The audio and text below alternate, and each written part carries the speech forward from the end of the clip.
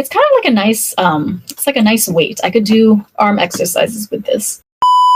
And then Wednesday we had a national holiday, but I took a job with a real estate company that was introduced to me by my pageant organization. So I think that's a good place to start, actually. So this was a milestone for me because it's the first like tangible, actual modeling job that resulted in actual pay in my bank account that came from this beauty pageant that I participated in and ultimately won, right? So I won the Tokyo Mandarin Award, the Mandarin Japan Award, which is for the Chinese speech. And this is the award that I would say is most representative of the ethos of the entire organization, because it was originally started as basically an appreciation between Japanese and Chinese cultures, and the Chinese speech category, I think originally it was basically the biggest category, and then it kind of expanded into this huge, more fashion-centered beauty pageant, I guess you could say. Like, they expanded the divisions from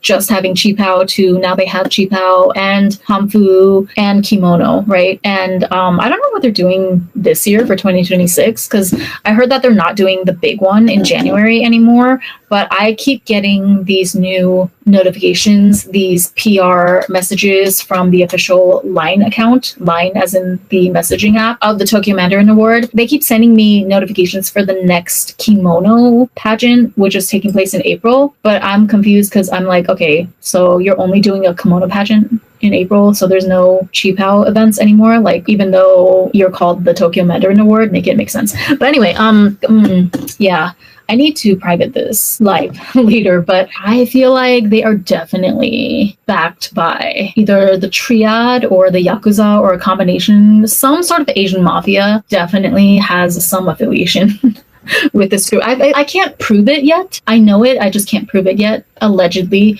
for entertainment purposes only. But anyway, that is not the point that I'm trying to make here. So I had my first job through this organization on Wednesday, filming social media reels, basically, for this real estate company that specializes in luxury real estate in Japan, aimed at Chinese customers. So basically, like, really, really expensive condos and houses in Japan that really, really rich Chinese people are interested in purchasing. I was like helping this real estate company make videos, and it was really fun. Like, okay, well, fun is a stretch, but I will say the people were really, really nice to work with, really laid back. Chinese people usually are very laid back and down to earth, so I was thankful for that. It was one girl from Tokyo Mandarin Award that helps with their social media and stuff. I don't know if she's the social media director or if that's just part of her job, but yeah, it was her, and then basically two other people from the real estate company. We just basically drove all around Tokyo and Yokohama, and I think I personally filmed with them in 6 different condos / houses. So it was a really exhausting day, honestly, because as you can imagine, like, driving all around in cold weather in a qipao and heels, freezing my ass off at the same time. And I was a little bit stressed, I'm not gonna lie, but it was a good learning experience. I was really, really, happy to learn and have the opportunity. But I was a little stressed because they didn't give me any script or anything beforehand. Like, they sent me a couple of the real estate listings, right? So I got the gist of the features of each apartment or condo or penthouse. Some of these places were really, really spectacular, but they didn't give me a script, right? And I am not like fluent enough. Like, I cannot, okay, if I had a script, I would have been able to practice and say everything perfectly in Japanese or Chinese. But since they didn't give me a script, and they reassured me that we could just improvise along the way, so I was like, all right, I will just go with the flow, right? And they told me I could also do it in English, which is what I ended up doing 90% of the time. But yeah, it was a little stressful because, like, at the end of the day, it is a job. They're paying me for it, right? It was 20,000 yen for the whole day. So, whatever. A nice little pocket change, right? And I was happy to do, like, I felt safe and I felt good because the job was introduced to me through the Tokyo Mandarin Award organization. So I felt like these people are all on my side. And it did turn out that that was the case. But I was stressed out because they didn't give me a script or notes beforehand. Like, they would brief me on the certain attributes or selling points of an apartment that we were going to beforehand. Basically, on our ride on our way to the apartment, they would brief me on it.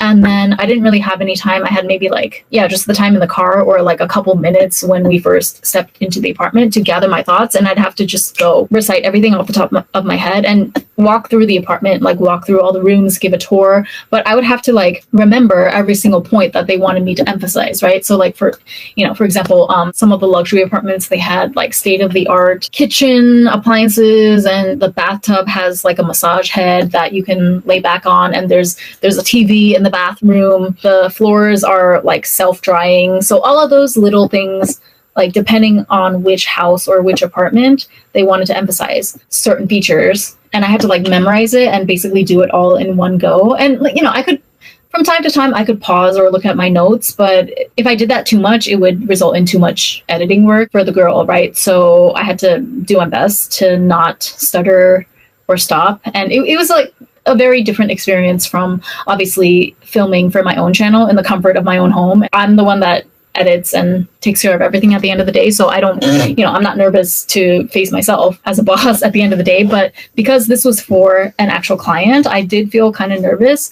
At one point, they also wanted me to do simple phrases or greetings in Chinese. We also went to Chinatown in Yokohama and did like a little Happy New Year, Happy Year of the Horse reel. And that was also kind of nerve-wracking because she told me to like say these sentences in Chinese. It wasn't long, and like she was super nice and super patient with me. But I was just, again, I was feeling like, okay, but we're on a time crunch because we were already running late. The original goal was to hit like 6 or 8 apartments by 5 p.m., which was definitely not happening. I think I was with them until 6:30 p.m. And then they were like, oh yeah, you should go home because like, you live in Chofu and we don't want you to get home too late. So we're just going to film the last 2 by ourselves.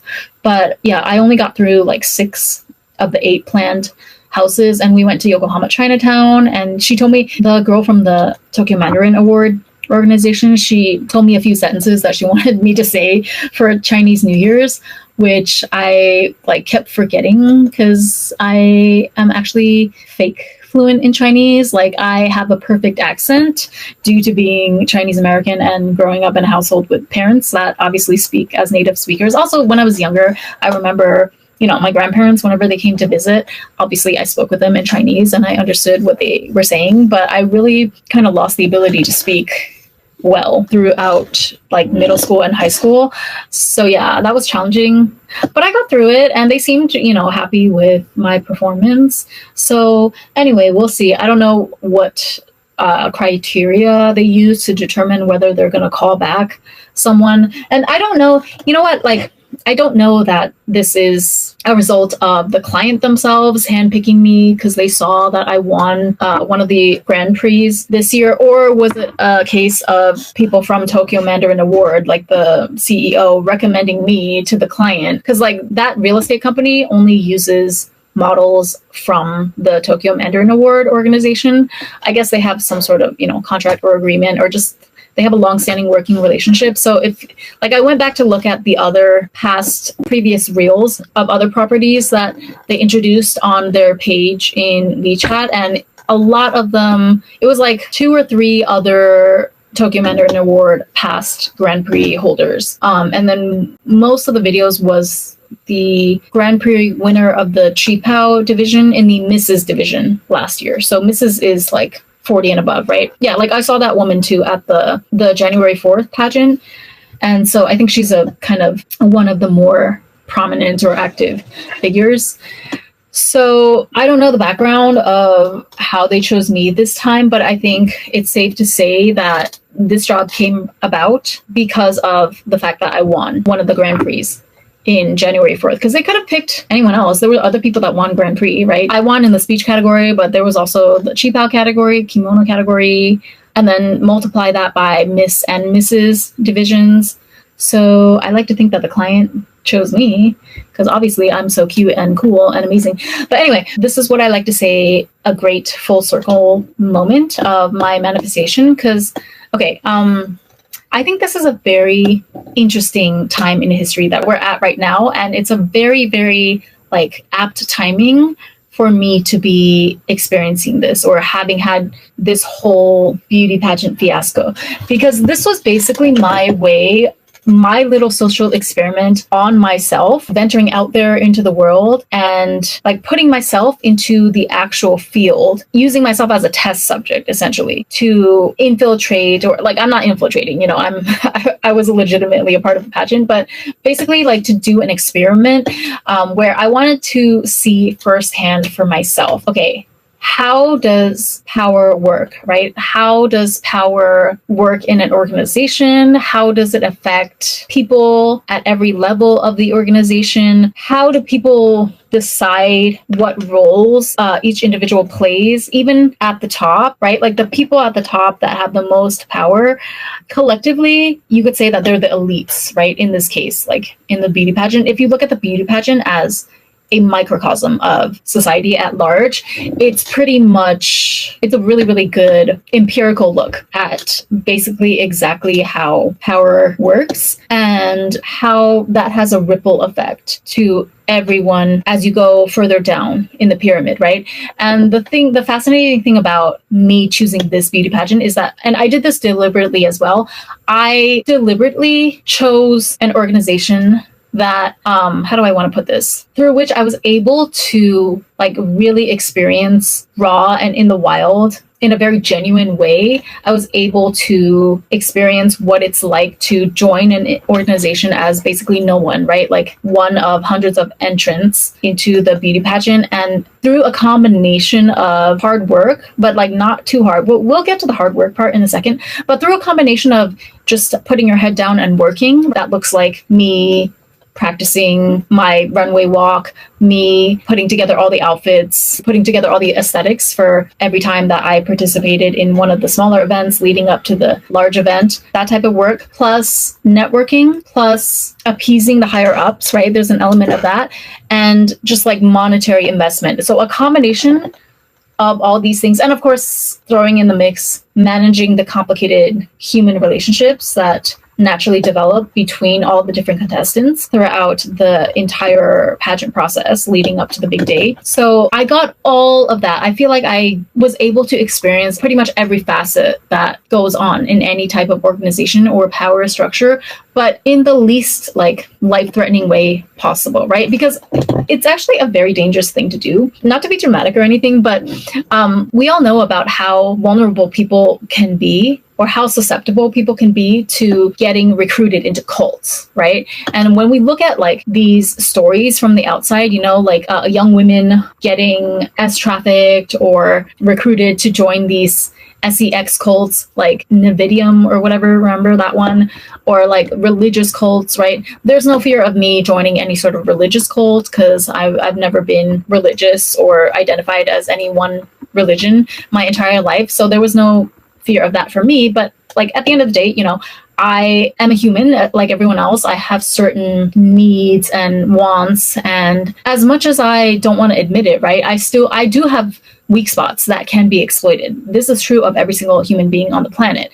So it's like the way that cults get you is that the reason that you are drawn to certain ones in the first place is because of your wounds, right? It's the same as relationships, particularly, romantic relationships. If you haven't worked through your previous wounds or insecurities and all of that, if you haven't healed your inner child, right, then it makes you prone to choosing the same partner over and over again in the subconscious drive to try and recreate maybe your less than ideal or your toxic circumstances from when you were a child. Because what the brain is trying to do, or what the subconscious is trying to do, is trying to replay those instances or incidents in your life to give you a chance to do them right this time, now that you're an adult, right? That's what your subconscious is trying to do. So it's the same thing with cults. Like a lot of women, depending on where you are in your journey as a woman, there's so many things to consider and worry about. And like, not to mention, just like I mentioned at the beginning of this live, just the general pressure to keep up appearances and pretend like we're all doing fine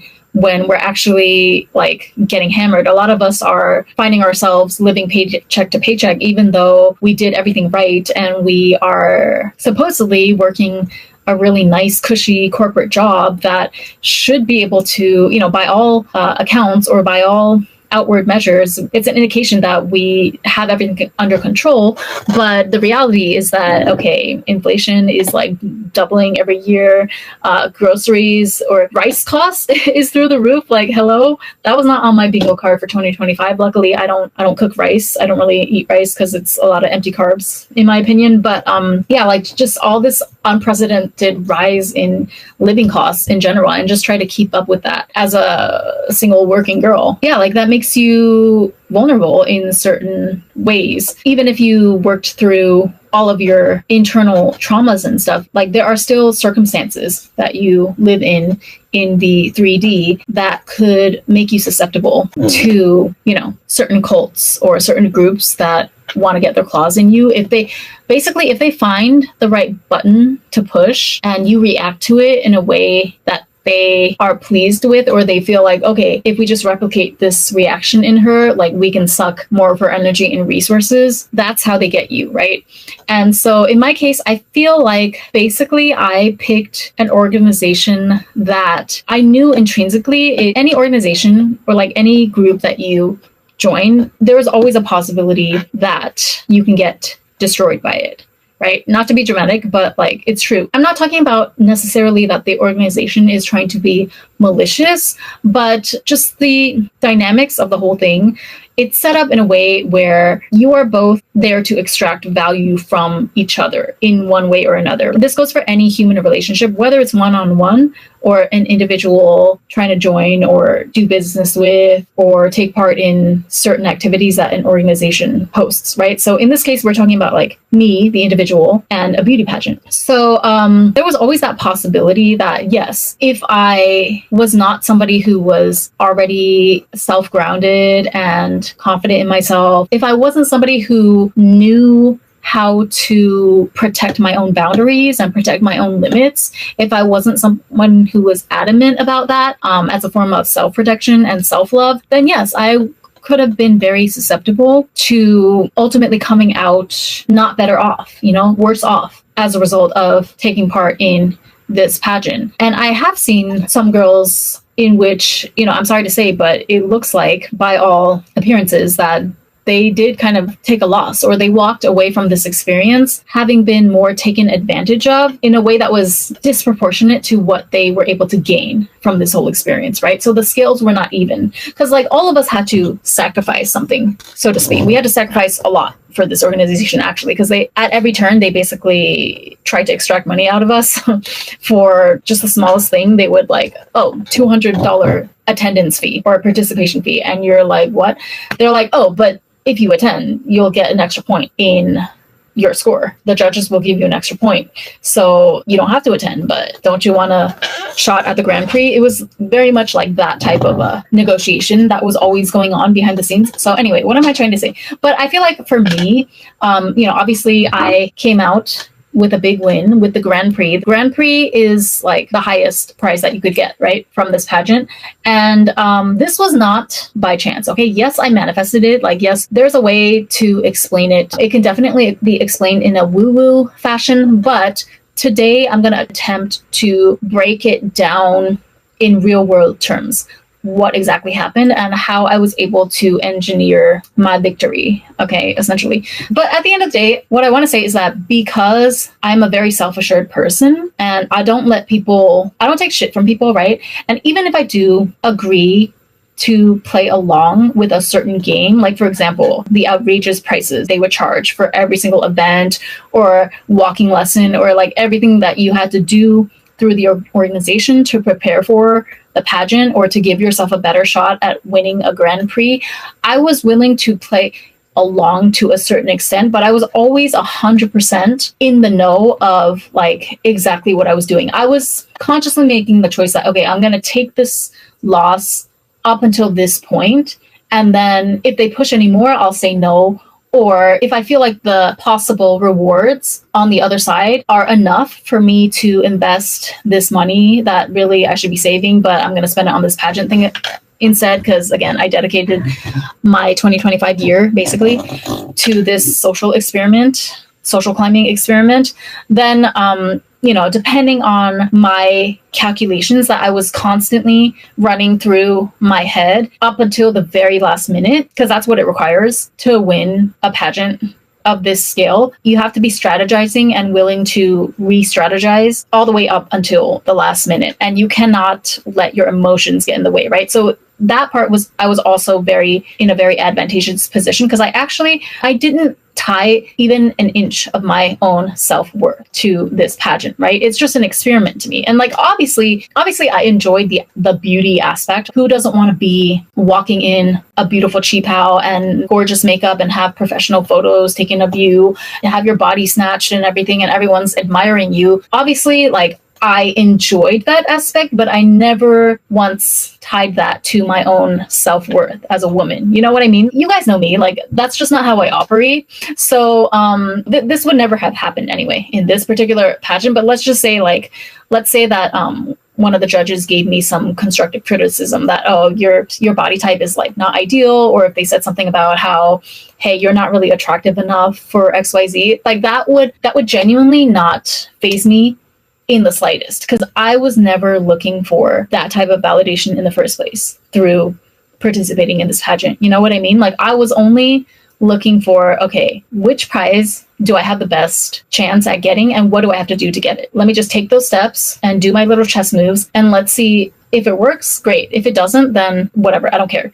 Like, I'm on to the next, right? That was my mentality going into this. So it was like the safest circumstances that I could have possibly engineered for myself without this being a controlled environment, right? Because this is not a controlled environment or experiment. This is the real world. It's an actual pageant run by an actual organization with actual, real people that I had to be careful and anticipate. Like, I had to be able to dodge and circumvent certain personality types, observe certain patterns of behavior in people, or sometimes people would say one thing, but they actually meant there was a hidden meaning to what they were actually saying underneath. So I had to have the wherewithal to deal with all of this. And I feel like basically this pageant was the safest way that I could have done it. Because at the end of the day, it's an event that is supposed to celebrate Chinese and Japanese culture, Chinese and Japanese fashion, the timeless beauty of China and Japan. That was a literal title of one of our smaller events last year, right? But the real world goal of this pageant is to bring in business from Chinese clients to this organization, which is based in Japan, right? The Tokyo Mandarin Award. And the owner is a Japanese guy, but he has had a long history of doing lots of business with Chinese clients. So the owner is actually a pretty cool guy. He threw a free seminar for us once through Zoom about how to approach Chinese consumers. And it was just it was a lecture essentially on Chinese consumer behavior, particularly as it pertains to Japanese goods, like Japanese brands or real estate or whatever, like Chinese consumers that come to Japan to spend their money here, pump money into the Japanese economy. So that's the real, if you peel back all the pomp and circumstance, that is the bare bones backbone, right, of the entire operation. That is the bottom line that they're looking for, is that they want to drive more business and therefore more profits for Tokyo Mandarin Award. And all the contestants in this pageant, we were also basically registered as talent profiles onto their database. So it operates as a talent agency, essentially, right? That's how I was able to get booked for that real estate agency on Wednesday when I went around to Yokohama and Tokyo and filmed myself giving room tours in a lot of their high ticket listings. Those types of gigs, that's where the real bread and butter comes for this organization, right? That's how they're able to make a profit. So anyway, what am I trying to say? Yeah, so I knew that there's nothing nefarious about that, right? It's just business, black and white. Now you can argue, okay, I don't know enough about it to know like the average satisfaction rate of our clients or anything like that, but I'm going to assume that it's just going pretty well or going average, right? Because they've been around for 8 years already. And we have repeat customers, as I saw on Wednesday, with the fact that the real estate agency that I worked with, they exclusively use models from the Tokyo Mandarin Award. So they have repeat customers. It seems like they have good relationships in the Chinese and Japanese business world, and everything is hunky-dory on that front, right? There's nothing nefarious about that. You know, there was no danger of me being recruited into a sex cult or like recruited to work as a hostess at a hostess bar in order to pay my debts to the organization. There was nothing dangerous or nefarious like that, right? The only thing I had to be slightly cautious of was the fact that theoretically, this organization, if there's anything cult-like that they're capable of, or any destruction that they're capable of, technically it was possible that they could have driven me to financial ruin, right? Again, if I was like a desperate person looking for acceptance and hadn't worked through all of my traumas and shadows and all of that, but I'm not. So I knew when to stop. Like I didn't go tens of thousands of dollars into debt trying to buy the most amount of points to secure my Grand Prix in the cheap out division. No. I was like, I have this set amount of money in my mind that I'm willing to pay. And if they ask for more, I'm going to be like, no. But if it's enough to make the certain chess moves that I have in mind, then okay, I'll just pay the money to make those few chess moves, like the 3 or 5, and then we'll see how it turns out, right? Either you give me the Grand Prix or you don't. And if you don't, I don't care. I'm still the shit, you know? So do you want me to make your do you want me to bring this BDE to your organization and benefit you? Or do you want to piss me off by pushing my boundaries too much and asking me for too much money and having me just ghost you, right? Because I ghosted a few things. Namely, the competition was over, like after I already won my prize and everything. So they still tried to extract more value from me, right? So there was 2 ways. First is that let me show you my certificate too. So the big prize that I got, they said they were going to send me, they sent me 10,000 yen. No. 100,000 yen worth of cosmetics. So like $800. That was my price, right? Worth of cosmetics and beauty goods. So most of them are like supplements that I never heard of before. And I was actually really skeptical when I got the package. I was like, are you guys sure that this is worth $1,000 or $100,000 yen? But then I looked at like some of them online, and some of them are actually legitimately being sold in Don Quixote storefronts. And I saw they had a story on Instagram once. The company that makes a lot of the products that is a sponsor of Tokyo Mandarin Award is Infinity, not this particular product, but Infinity is like the brand, right? So they actually have like a presence in Don Quixote and other drugstores, I guess, in Japan. So I saw a story once on the Infinity Instagram account, and they were showing their beauty enhancement pills or whatever being sold in Don Quixote. And it literally said like, I think it was like $500 or $200 or something. It was a really high amount. So I was like, oh, my bad, because I was over here thinking that there's no way that the random collagen supplements and stuff that you guys sent me are worth $1,000 cumulatively. Like, I love you guys, but no. But apparently they were. So, oops, my bad. My bad. I guess you were telling the truth. So thank you for that. I can't prove it yet, but definitely some connection to the triad, allegedly. But anyway, so what was I going to say? Oh yeah, so they tried to, like, after they sent me the box of beauty supplements and stuff, I messaged them to say, oh, hey, I received it, thank you so much. And they were like, yeah, you know, feel free to feature it in your content or make a reel about it on Instagram. There are some really, really premium products like pills in there. Let me show you.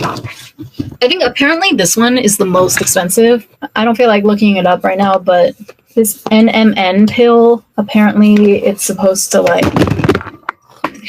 oh my God. Okay, so apparently this one is a couple $100. This is a month's worth. I don't know what NMN is for, but I guess it's like an overall wellness pill. I looked at some reviews online. People were saying that they experienced higher energy levels and stuff after using this. So yeah, that's cool, whatever.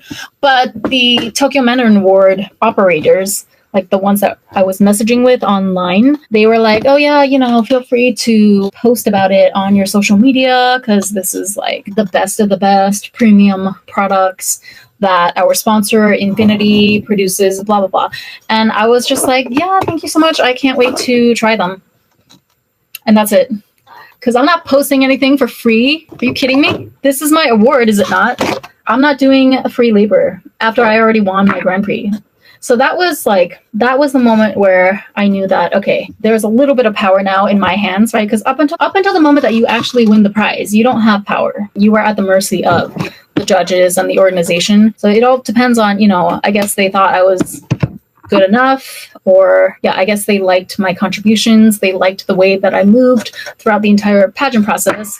And of course, my speech was bomb. So obviously, all of those factors contributed to me ultimately winning the Grand Prix. But after I get the Grand Prix, see, most women especially, they would be like, oh, let me be nice. Let me still, let me over accommodate them and show them my gratitude, right? I'm like, bitch, my gratitude, with all due respect, is already built into the hundreds of dollars that I funneled into your pocket for your overpriced modeling walking lessons by teachers who I love, but they're not professional models. I'm not saying they're not talented. I'm not saying they didn't teach me a thing or two on how to look better or more graceful when I walk, but they're not like actual modeling teachers. You know what I mean? They're just employees of the Tokyo Mandarin Award. And the main function of those lessons is not to actually help us do well in the contest. It's just to generate more money for the company, right? Everybody knows this. And like I said, it's fine. I'll play along to a certain extent. But I will pay for whatever service that you're offering me. But after that service is done, why should I pay for anything, or why should I give free labor if I'm not getting anything else in return at this point? Because I won the Grand Prix, and this is my rightful prize. Part of my rightful prize from the Grand Prix are these super expensive supplements and face masks and whatnot, which I'm very thankful for, but I won it fair and square because I was the best candidate, right? So I don't see how that translates to me doing more free labor for you. I did a post for one of their Infinity face mask products because that was one of the activities that they asked us to do leading up to the pageant, right? They were like, if you do a post reviewing any of Infinity's products, it will count as 1 point towards your total score. So I was like, all right, bet, let me make this real. But this is my grand prize, though. I'm not going to do labor for you after the fact. The fuck? You tried it. That's cute, but no.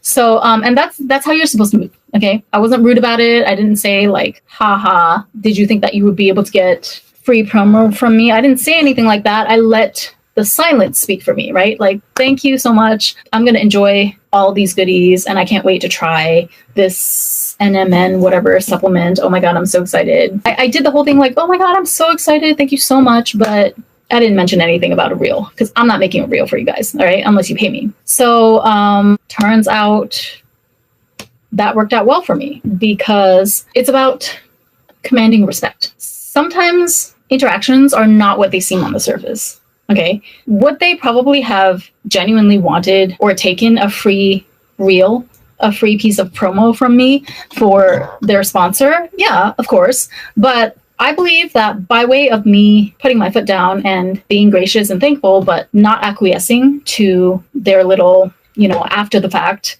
attempt to extract energy from me once again, or extract value from me for free, I believe that raises their respect for me. Actually, I know it does, because that's how power works, right? Because now I do hold a little bit of power. I'm still only really a pawn on the chessboard that is the game of this entire beauty pageant. Maxine, what are you doing? So, well, let's say that I was upgraded from a pawn to, I don't know, a knight. I think that's an apt metaphor. But yeah, I'm no longer a pawn. I'm now a knight. So it's not super powerful. Obviously, it's not anywhere near the top layer of the elites in the organization, but I have a little bit of pull now because after all, you guys gave me this award. Like, you can't redact it or anything, okay? It's in my hands now. I wish it wasn't yellow though. Like, why? I think they made a different color for each award. It's okay. It's jaundice chic. That's what I am going to refer to everything yellow as from now on. But yeah, so I feel like everything was pretty well played on my part up until now. So let me turn the story now to, I guess you could say, the actual strategy in the last week or two of the weeks leading up to the pageant. Okay, well, first of all, let me finish up because I was saying that there was two ways that they tried to extract more value from me for free after the pageant already ended. And after not acquiescing to either of those, that's when I got the real estate job. So I'm not saying that it's cause and effect, but I'm saying that this is following the expected trajectory of me gaining a certain foothold, right? Like gaining a certain weight, position, and power in this organization. So the second way that they tried to extract more value is that the kimono sensei actually. So the kimono sensei is a mastermind sales person. I realized about 3/4 of the way. Well, I kind of knew from the very first day on, but particularly in the last quarter of 2025, that's when I feel like basically all of her true colors showed. And I'm not saying that she's this huge villain figure or anything, but it became very clear to me in the last quarter of 2025 that, oh, this person's role in this organization, like her name, her presentation is that of the kimono sensei, right? Like she's the one that's guiding us and helping us to, craft our walks and our performances on the stage. And she's kind of being like a motherly figure, right? Because she also organized some dinners and whatnot that were not directly related to pageant activities, but like she hosted events and dinners and stuff that facilitated for the participants to come together and socialize and get to know each other better in a more casual setting. So that's her surface level identity and role in this organization, right? Her real identity and role is that of a salesperson who is there to make the sale and get the money from out of our pockets into the bank account of Tokyo Mandarin Award by all means possible. And she was not only was she very adept at it, she was actually very pushy about it. And she amped up the pushiness, I noticed, considerably within the 2 to 1 week leading up to the January 4th pageant. And so I'm gonna backtrack and go into specifics about that later. But first, I just want to say, after the pageant ended, she still kept reaching out to me to try and see if I would be willing to attend some of her like random performances that obviously cost money.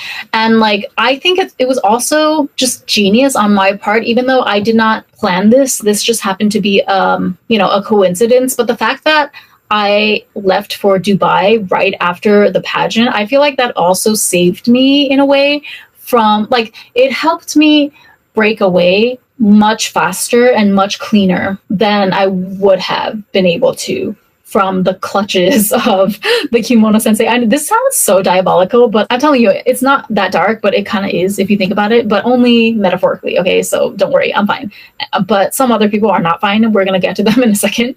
I just find this fascinating. So yeah, the fact that I literally had a trip to Dubai planned the day after January 4th. And I didn't do it on purpose, right? It just happened to be that, like, that's how my schedule worked out. That's the exact moment when I was able to take vacation days. According to my contract at my new job, I had to work for 6 months there before I was able to take paid leave. So that was exactly at the 6-month mark of my job.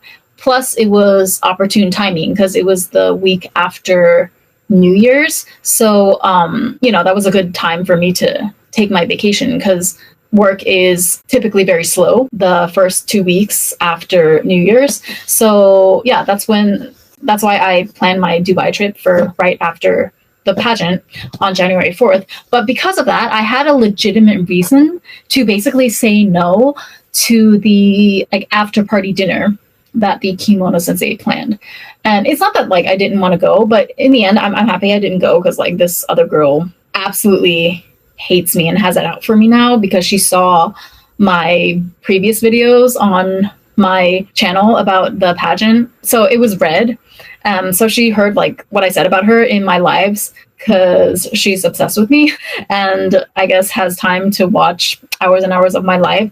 And, okay, I'm going to get to her, but yeah, she heard what I said about her. And she kind of confronted me, but in a very cowardly, passive aggressive way, as I know she is prone to do, while I was actually walking through Global Village in Dubai, she was like, oh, if I ever offended you in any way, I'm sorry. So then the moment that she said that, you know what? I honestly should have stopped talking to her right at that message. Like, I should not even have responded to that one in hindsight. Because the moment that she was like, sent that weird message to me, I already knew something was up. Because, like, why would you say that all of a sudden? But I just replied, I was like, oh, no, of course not. Then she launched into this diatribe about, like, I don't take back anything I said about her in my previous lives or videos about this pageant, because it's all true and I stand by what I say. And I'm not a pussy ass hoe, okay, that says something, that throws rocks and hides their hands, like, I say what I mean.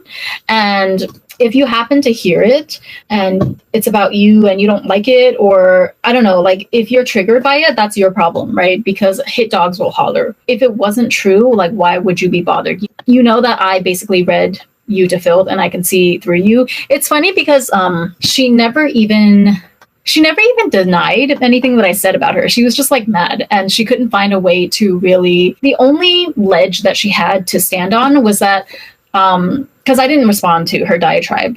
I don't even remember what she said. And she deleted her comments to me.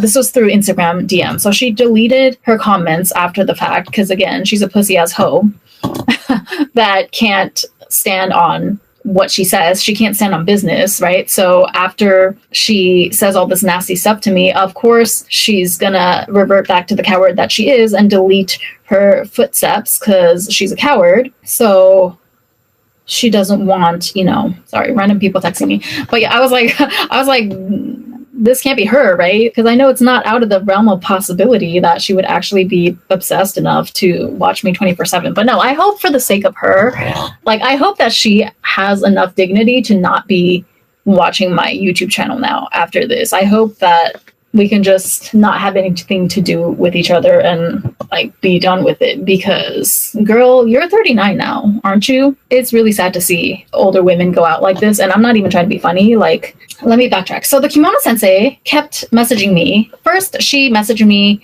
right after the pageant ended, and I was actually already in Dubai, right? Because I took the flight out on January 5th. So then she's like, oh, I'm organizing an after party, like, dinner event. The participation fee is 5,000 yen, which is, like, I'm sure that fee in that instance, it was only to cover the actual dinner, right? Because 5,000 yen is actually very, very reasonable for dinner in Tokyo, especially if you're organizing something with a party of 10 plus people. It's pretty hard to find a place, I would say, for 5,000 yen a head. So in that instance, I know that it's not that she was trying to extract money from me, but I think if I went, right, like, if I was in Tokyo and I decided to go to the dinner, she would still have a way to keep me in her web. But because I was in Dubai, I had to tell her, I'm so sorry, but I'm not even in the country right now. Like, I would love to go, but I'm not in the country. So that's a valid excuse. And she was like, oh, okay, no problem. We'll miss you. But anyway, so they had their little dinner and I saw everyone's stories about it. And it was so funny because Red, right? Like, go back and watch my previous videos because I don't have time to rehash the entire thing. But Red, for all of the trash talking that she did about Blue throughout the entire experience, the way that she called Blue a prostitute just because Blue was able to afford some nice things and some designer items, or I don't know, like, Blue runs her own luxury travel business. Okay, she has private clients that she organizes travel tour packages for. That's what she says her business is. That's what I believe it is. Why would it be anything different? And why would it be hard to imagine that she could afford herself a very nice lifestyle with that type of a business? Especially if, like, okay, even if you're not making a lot of money, I can imagine that you would get a lot of travel perks if you work in the travel industry. Like, hello. So I don't understand why. I know why. It's because Red is, like, jealous and unhappy with herself. She hates herself, and she actually she feels very, very inadequate deep down. And that's why she was constantly comparing herself with every single other contestant in this beauty pageant up until the bitter end, even though they probably, I guarantee you, Blue and all the other people that she considered rivals throughout this whole thing, I guarantee you they never gave her a second thought. Okay. during their free time, like outside of the events that we were all attending, I guarantee you that nobody is thinking about Red, except for me, because I'm making content about her. So I'm using her as a way to earn more AdSense.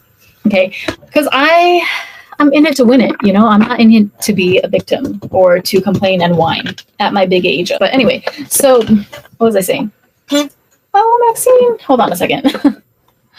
Cat mom things. But yeah, I need to finish this story about the kimono sensei. I'm so sorry. I keep getting sidetracked. But okay, so the kimono sensei, so I had a really good reason, a legitimate reason to decline the invite to the after party dinner, the after pageant dinner. And because of that, I feel like that really worked in my favor because, well, not only did I obviously, you know, I saved the money that I really didn't have left to spend on that dinner. And I also was able to get out of the grip of the kimono sensei's web like faster and swifter than if I had went to the dinner. And I did it in a very legitimate, very non-offensive way, right? Like I didn't just flat out say no. I had a legitimate reason. I was physically not in the country. So that was like no bad blood there between me and the kimono sensei, right? But then after I come back to Tokyo, she still is trying her luck. She still tried her luck at extracting more value from me. So she is like a performer by day. She does a lot of different jobs. I think she is a stage performer as her primary profession. And she was like sending me info to this performance that she's participating in over the next 2 weeks. And it's like 4,000 yen, 5,000 yen for a ticket. She's like, oh, if you're interested, you know, let me know. Like, I would love if you would come to see my performance, Ren. So I ignore it because I don't have to answer to you. Like, it's not to be rude, right? But again, it's a power move on my part in a sense, because up until then, I had to play nice, right? I had to answer her and let myself get roped into certain events that I didn't necessarily want to go to. But because there was the promise of, oh, we're going to add a point or a couple of points to your final score for the pageant if you pay $200 or $300 for this event, then, you know, I allowed myself to be persuaded before the pageant actually happened to participate in some of her events. And I did it willingly. I did it without feeling a type of way. I knew that, okay, if this is the game I have to play, then let me just make a decision and deposit the money and, you know, move on about my day, right? But now that the tables have turned though, and I already have my Grand Prix, I don't have to answer to any of your sales calls, Ms. Kimono Sensei. No beef, okay? Nothing personal, but I'm not answering because, like, you're the beggar that last time I checked, you're knocking on my door trying to sell me something. You're a traveling salesman, basically. I almost said she's a beggar. I won't go that far, but like, you're the traveling salesman. You're the MLM person, you know, trying to sell knives, knocking at my door. You're the Mary Kay consultant knocking at my door right now at my house, my abode. And I have every right as the owner of this house to not answer your call or your doorbell ring. My name is Pam, and I'm the owner of this house. It's giving that. But no, like, I'm not answering that shit. No disrespect, no bad blood, but I'm not answering that shit. Go find someone else. I'm sure you can find more people to buy your little tickets, but it's not going to be me. Because how much did you say they were? 4,000? 5,000 yen?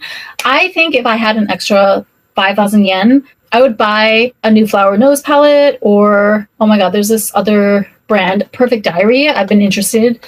I would buy a Perfect Diary palette. I would get my nails done again. If I had an extra 4,000 yen, I would buy Maxine's food for another month, you know. Definitely not spending it on your random performance, whatever. No offense. Like, I'm sure it's great. I'm sure you guys worked hard, but you're not getting 4,000 yen of my money after the fact, after I already won the Grand Prix. No. Why the fuck would I do that? Let me open a drink.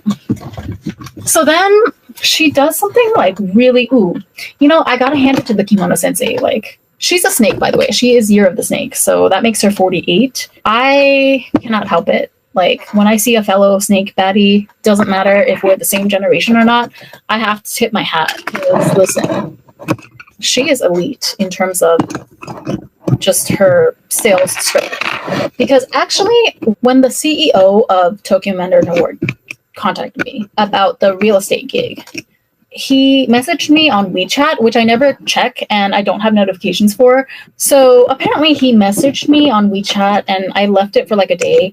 And then the kimono sensei, out of nowhere, in the middle of like a Thursday, I see on my phone that I'm getting a call from Line Audio, and it's from the kimono sensei, right? So I don't answer, obviously, because I don't take calls that I didn't agree to previously.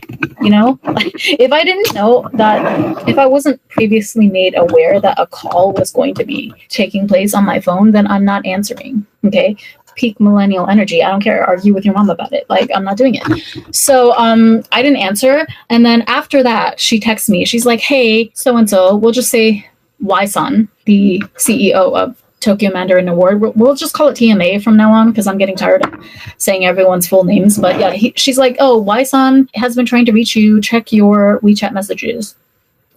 So then I'm like, oh my God. I check my messages, and he sent me the whole, spiel about, we have this real estate client and they want you to be their model, and it's this much pay. Are you free this week or next week? Whenever, right? If you're free, like, let me put you in the group chat with them so that you guys can coordinate. So I'm like, oh my God, thank you so much, Kimono Sensei, for pinging me and letting me know that this message from Y-san was coming through on WeChat. But then I'm like, yeah, that was on purpose, that she called my phone, because there was really no reason for her to call me through a line. She could have just sent the message itself alone, right? Which she ended up doing anyway, because, I don't pick up phone calls that are unsolicited. So she ended up just sending me the message anyway. There was no need whatsoever for her to call me on Line Audio. I know for a fact that she did that as like another chess move of hers, because she's a master saleswoman, right? So I believe she did that so that she could entangle me into her web again in some form, because she wanted to, like, I'm not saying that she would have tried to corner me on the phone to buy a ticket to her performance or anything, but I'm sure that it's part of her overall strategy. Like, she probably wanted to make sure that I heard her voice again. Any type of, intimate contact like that, it would have pulled me closer to her web, right? Because I was already pretty much broken free at this point, because I didn't even go to the post-pageant dinner because I was in Dubai smoking shisha and petting tigers. So I'm like, you didn't have to call me. Like, I see through every single one of your machinations, okay? Because I'm a snake too. We see each other. And I know that she knows that I know. So this is why I'm like laughing. I'm not painting her out to be like a villain or anything. I'm just saying her role in this organization is without a doubt the closer saleswoman. I'm trying to think of a term. Like, what do they call people on Wolf of Wall Street when they are just, a shark? She's like the shark saleswoman, right? Super charming, like beautiful, traditional, always in a kimono, well-spoken, beautiful voice, everything. When you see her in person, always perfectly done makeup, perfectly done hair, elegant, so classy. But her role, her actual position in this organization is that of a shark closer, like ruthless saleswoman, and her MO is to extract every last yen that she can possibly get out of all the contestants and participants in this pageant. So I clocked that already, though, months ago. I was not born yesterday, and I am not of weak countenance like some people, such as Red. I actually don't give a fuck if you approve of me as a person or not, or if I'm pretty enough for you. Like, I don't give a fuck about any of this stuff. All right. I only care about what are the criteria that I need to reach to possibly have a chance to win. And after I win, what is the point of me winning? The point of me winning was to draw more job opportunities to me. Like, that was basically my goal. Yeah, the vanity part of it is fun. I'm not going to deny that. I like the performance aspect, like, the vanity aspect, the fact that I can put this in my profile in Instagram now. And so now when people come, they're like, oh, what? She's a beauty pageant queen. People care about stupid shit like that in society. So that's why, I find it worthwhile to pursue certain things that elevate my status in society. Me personally, though, do I place any actual stock into this prize? Only in the sense that, like, it's the proof that I was able to come up with a strategy and put in the work and see it through to the end and manifest the outcome that I desired. That's the angle that I come from. I don't come from the angle of, oh my God, this is like validation that I am actually pretty enough. I actually am. No, I already knew that I was that bitch, okay? From way before I joined this pageant and in the years to come until I die. I'll always be that bitch. I'll always be that girl, and I don't need an organization to tell me that I am. But it's nice to have a stamp of approval. I'm sorry, you guys are gonna get so sick of me holding this throughout the stream, but it's kind of like a nice, it's like a nice weight. I could do arm exercises with this. I already knew that I was that bitch through and through, before, during, and after. So that was not a motivation or a concern for me at all. You're gonna have to adjust your calculations, readjust your strategy, because I'm not giving you any more money, bitch. Unless you guys want to give me more work to the point where I have so much surplus that now, you know, if I can bring in like an extra 500,000 yen or something, no, not 500,000, 50,000, like $500, right? If I could bring in an extra $500 or something every month because of the gigs that you guys are throwing my way, then yeah, sure, why not? I'll go to your little performance once in a while for 4,000 yen, sure. But at this point, it's still too early. Like, no.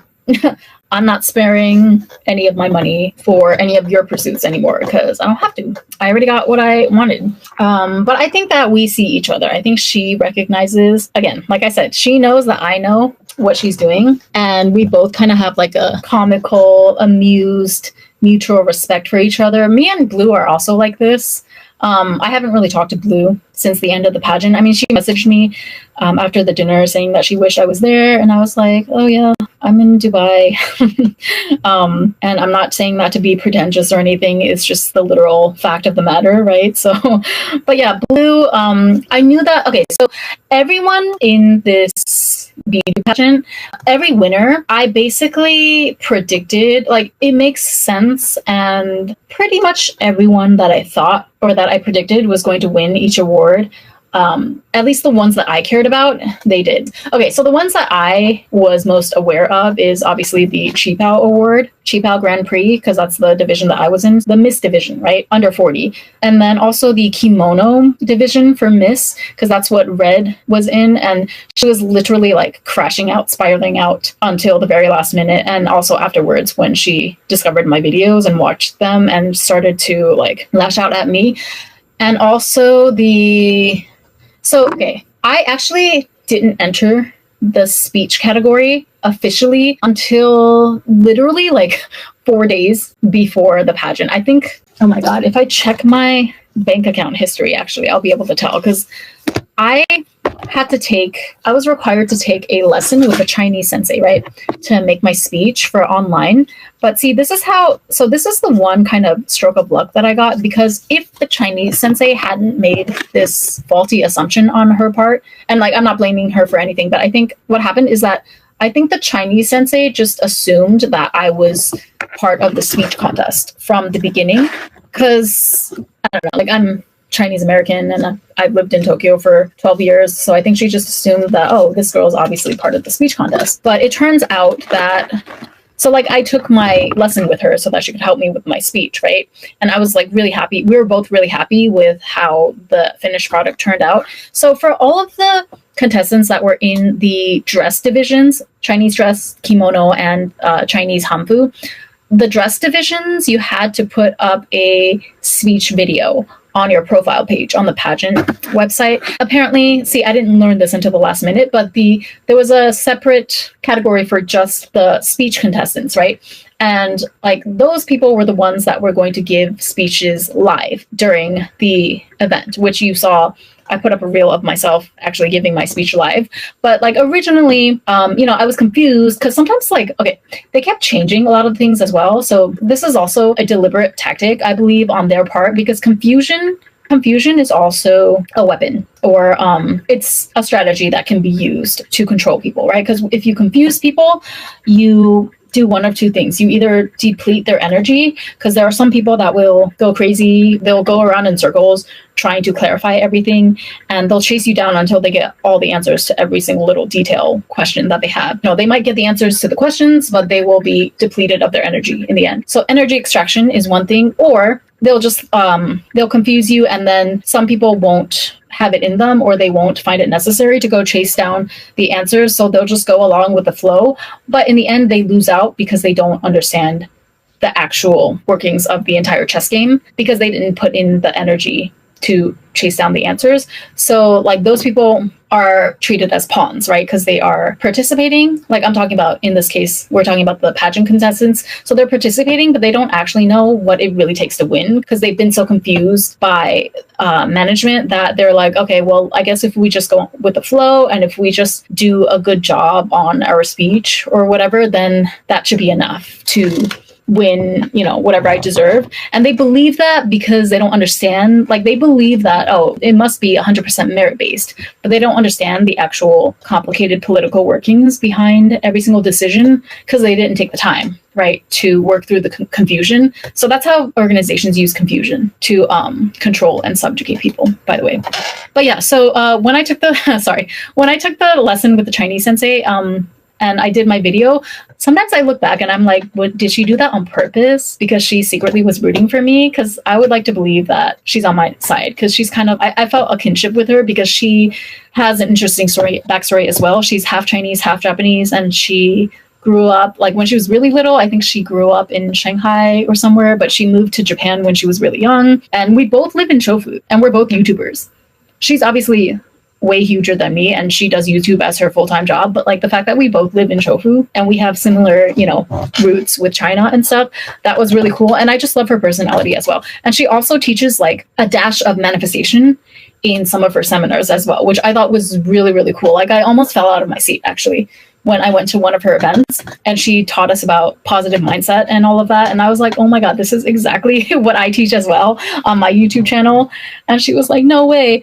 And she's also like the same age as me, pretty much. I think she's a year younger than me. But anyway, so she assumed that I was also doing the stage speech, the live speech in front of the audience. And so I was like, oh, I didn't know that we had to do it live in front of the audience. And she was like, oh yeah, you do.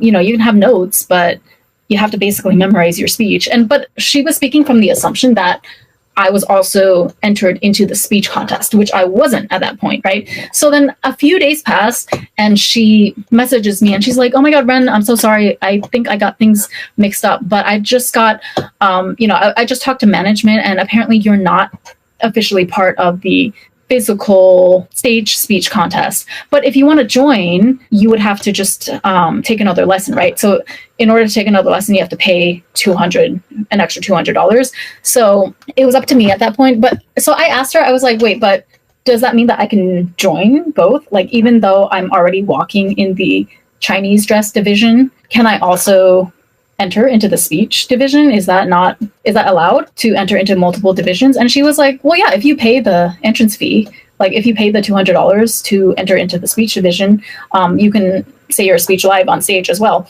So then in my head, okay, I'm thinking to myself, I'm like, I already have this gut feeling. I'm like, I know that Blue is probably going to win the Chinese dress division because she has the power of sponsor money behind her, right?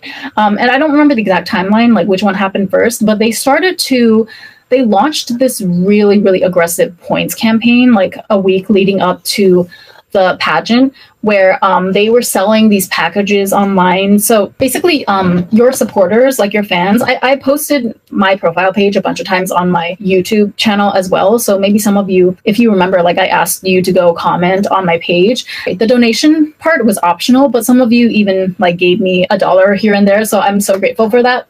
Hello, Happy New Year. Glad to catch your live. Hi, Silver Yayu. Oh my goodness. Blast from the past. So like when they opened the comments on the profile pictures, a few profiles rose really quickly to the top. And one of them was Blue. And actually Blue had the most ending points out of anyone in this entire competition. I don't know where she got her sponsors. Like, hey, again, I tip my hat to her. Like, I'm not bitter or anything over this. I thought it was amazing. Like, I was watching her numbers in awe and shock. I think that girl got like probably $10,000 worth of donations from people. So I don't know what kind of sugar daddies or past clients or current VIP clients of hers that she has. Remember, she runs a luxury travel boutique business.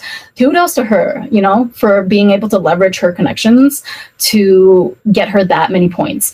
So basically she was like the top in the entire ranking of the pageant. Not that that determines everything, but in the China dress Miss division, I had a feeling that that was going to be the biggest determinant, right? And I was right. She ended up winning. But they also announced, like after they saw after people started doing the points war with their profiles online, they launched these campaigns with like, you know, you can also buy flower bouquets to send to your favorite contestant. Each bouquet was like $1,000. So Blue got like 4 bouquets or something crazy like that. So again, she has crazy sponsors. These are individual sponsors, okay? I'm not talking about organizations. Nobody had companies or whatever backing them for this pageant. So I think that's impressive. And I don't care where she got them from. I'm not that kind of girl to judge. I'm kind of annoyed that Red even put that in my mind, that she was doing S work or whatever, which there's nothing wrong with, even if that was the case. But after she put that in my mind, it's like an earworm that won't leave my mind, because I don't even like the fact that I'm considering that as a reason to why Blue was able to get $10,000 worth of sponsorships. I think she got that all on her own merit, like her networking prowess and all of her connections that she was probably able to keep from previous jobs or whatever. Anyway, I'm trying to say that like I'm impressed by Blue's ability to get so much support from the public, or, you know, from the people that voted for her. And I also got a lot more points than I thought I would, because there was this guy that, oh my God, do I want to get into this? There was this guy that apparently became a fan of me from the Halloween event, because remember I dressed up as Ada Wong, and there was this guy that went and he was like, oh, I saw you in, you know, the last event as well. You're the Chinese American girl, right? And then he asked for my line and Instagram, but then he never actually shot his shot to ask me out. He just did these really lame ways of trying to get my attention. There was one time where I posted a video of me in a kimono on Kimono Day, and then he messaged me online and he was like, oh, I would love to take you, or like I would love to go to a kimono wearing experience as well, like implying that he wanted to take me on a date. And I was like, oh, I already did that though. Like I literally just did that last week in the reel. So I don't want to do it again. I want to do something different. And he was like, oh, okay, I'll think of something after New Year's. So I was like, okay, I'll take that as you're not interested. But then like as the January 4th pageant neared though, he messaged me again and he was like, oh, hey, just so you know, like I voted for you when I bought my ticket. So I was like, oh, wow, thank you so much.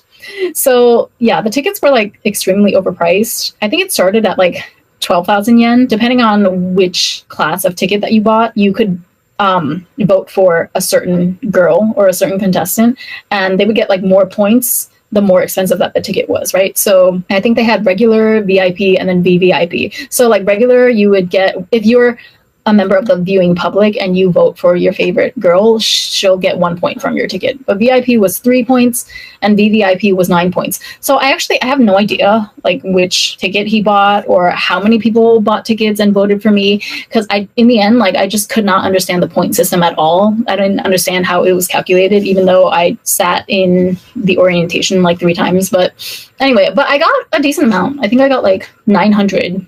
Blue got around $10,000. I think I got around like $900 worth of points. So I don't know. I have a few silent fans, I guess. But that guy was so lame because he like didn't even approach me during the event, even though there was a lot of downtime in between shows. Like we had a very full day because it was a huge production and there were so many different divisions, right? Like so many different runway shows for each group, and also, you know, the speech and performances as well. I also participated in the song and dance performance.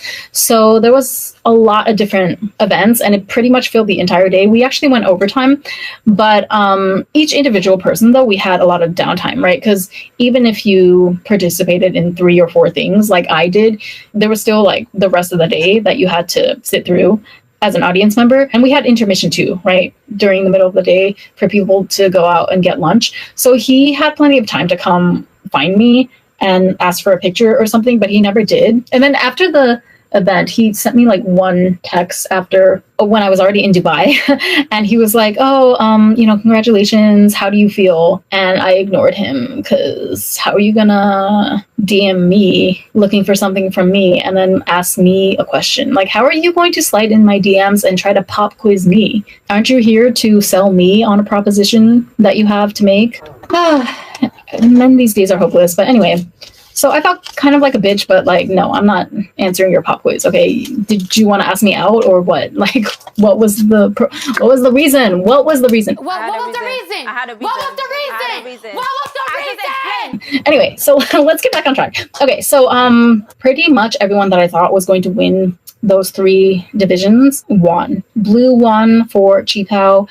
This other girl who is an influencer and was previously a TV reporter won for the kimono division, and I won for the speech contest. But that's only because, again, in my delusion, in my fantasy, I would like to think that the Chinese sensei was like co-conspiring on my behalf in the background. And obviously, she can't say this to me explicitly, but I think that she like purposely pretended or maybe thought that I was participating in the speech contest. Either way, I think it's indicative of her, subconscious belief that I was the winner all along, right? Because why would she assume that I'm participating if she didn't see like true potential for me to win? So the fact that she mentioned that to me, that's the only reason that I caught wind of the fact that, oh, I'm allowed to enter both the speech and the dress division. So it's literally like New Year's Eve. And I'm like, yeah, you know what? Why not? It's just an extra $200 at this point. I've already spent like a couple thousand throughout this year. Not that much, like maybe 2,000 total, but throughout the entire year. I know a certain person spent a lot more thinking that it was going to guarantee her a result. And we're going to get to her in a second. But let me see. When did I send the bank transfer for the speech contest? It was literally December 28th. So like exactly a week before the pageant. So yeah, basically I just swooped in there last minute and cleaned up. I grabbed the award, which I'm sure, the other participants in the speech contest were not very happy about.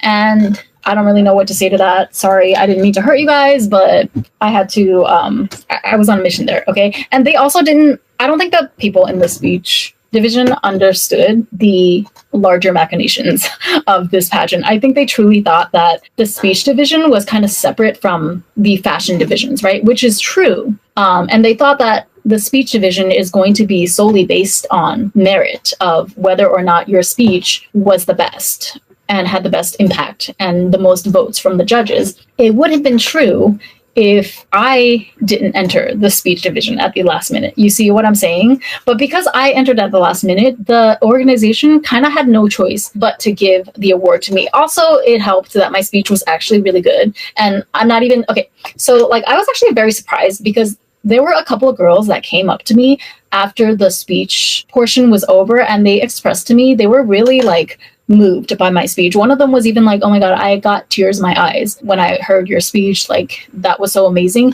So that was something that I really didn't even expect. The fact that people truly took my speech and my message to heart. So that was a great surprise. I'm really humbled and honored by that. I do think that, obviously, I think that I deserved the award for the speech. But at the same time, do you see how like the organization didn't really have any choice but to give it to me? Because I was in both the Qipao and the speech divisions. And I also participated in almost every single event throughout the year leading up to the large pageant on January 4th. So that means that like I put in the work. I already put in the work and the resources.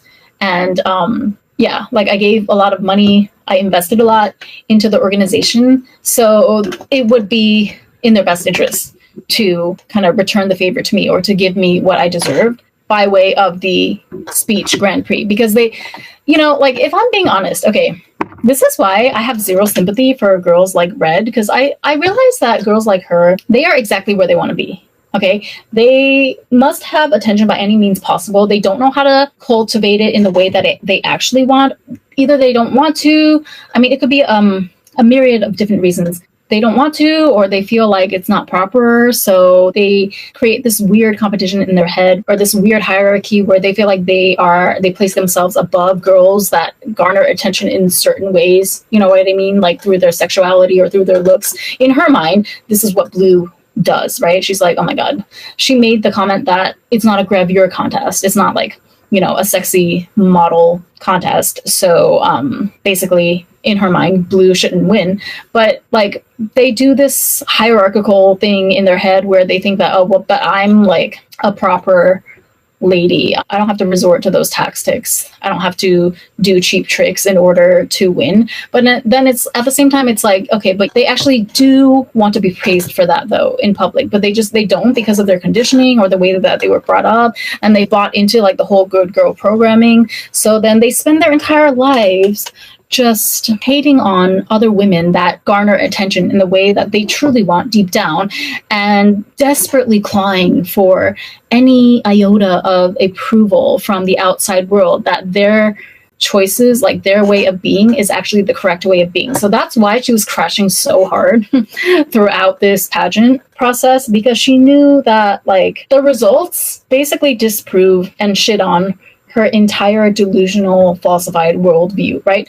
A lot of women cannot handle the fact that, like, a lot of women are extremely, I hate to say this, but listen, let's call a spade a spade. A lot of women are extremely underdeveloped emotionally and mentally, and they stay in a very immature emotional state for the rest of their lives. And I'm not excluding myself from this either, you know, like, I think I'm doing pretty good, but I also have my ways about me. Okay. I have imperfections and certain traits that I'm working on. I have certain ways that my quote unquote immaturity comes out that I'm not 100% proud of. But for the most part, I feel like I have done a good job at channeling those darker aspects of my personality, you know, the dark feminine, if you will, into productive outlets, right? Like I use it to create content, or through my content, I also try to help the younger versions of me, to help them avoid certain mistakes that I made, right? So I'm trying to pay it forward in a positive way. And this is not me like saying that I'm a saint or anything, but it's just me catching on to the fact, the older that I get, that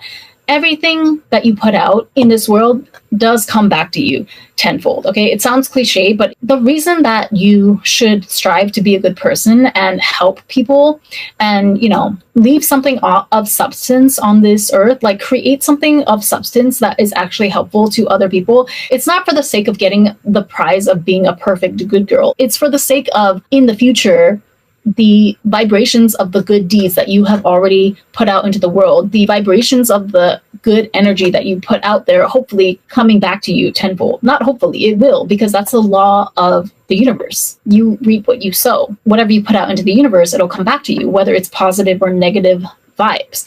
That's why ultimately you should focus on putting out positive vibes. You know, it's larger than trying to be a good person or be society's version of a good girl. Like, it's beyond that. You know what I mean? Law of attraction, exactly. So anyway, so Red sent me like a very angry, very nasty, like passive aggressive message when I was walking through Global Village in Dubai. And you know what? I'm not proud of saying some things that I did about her. I don't take it back.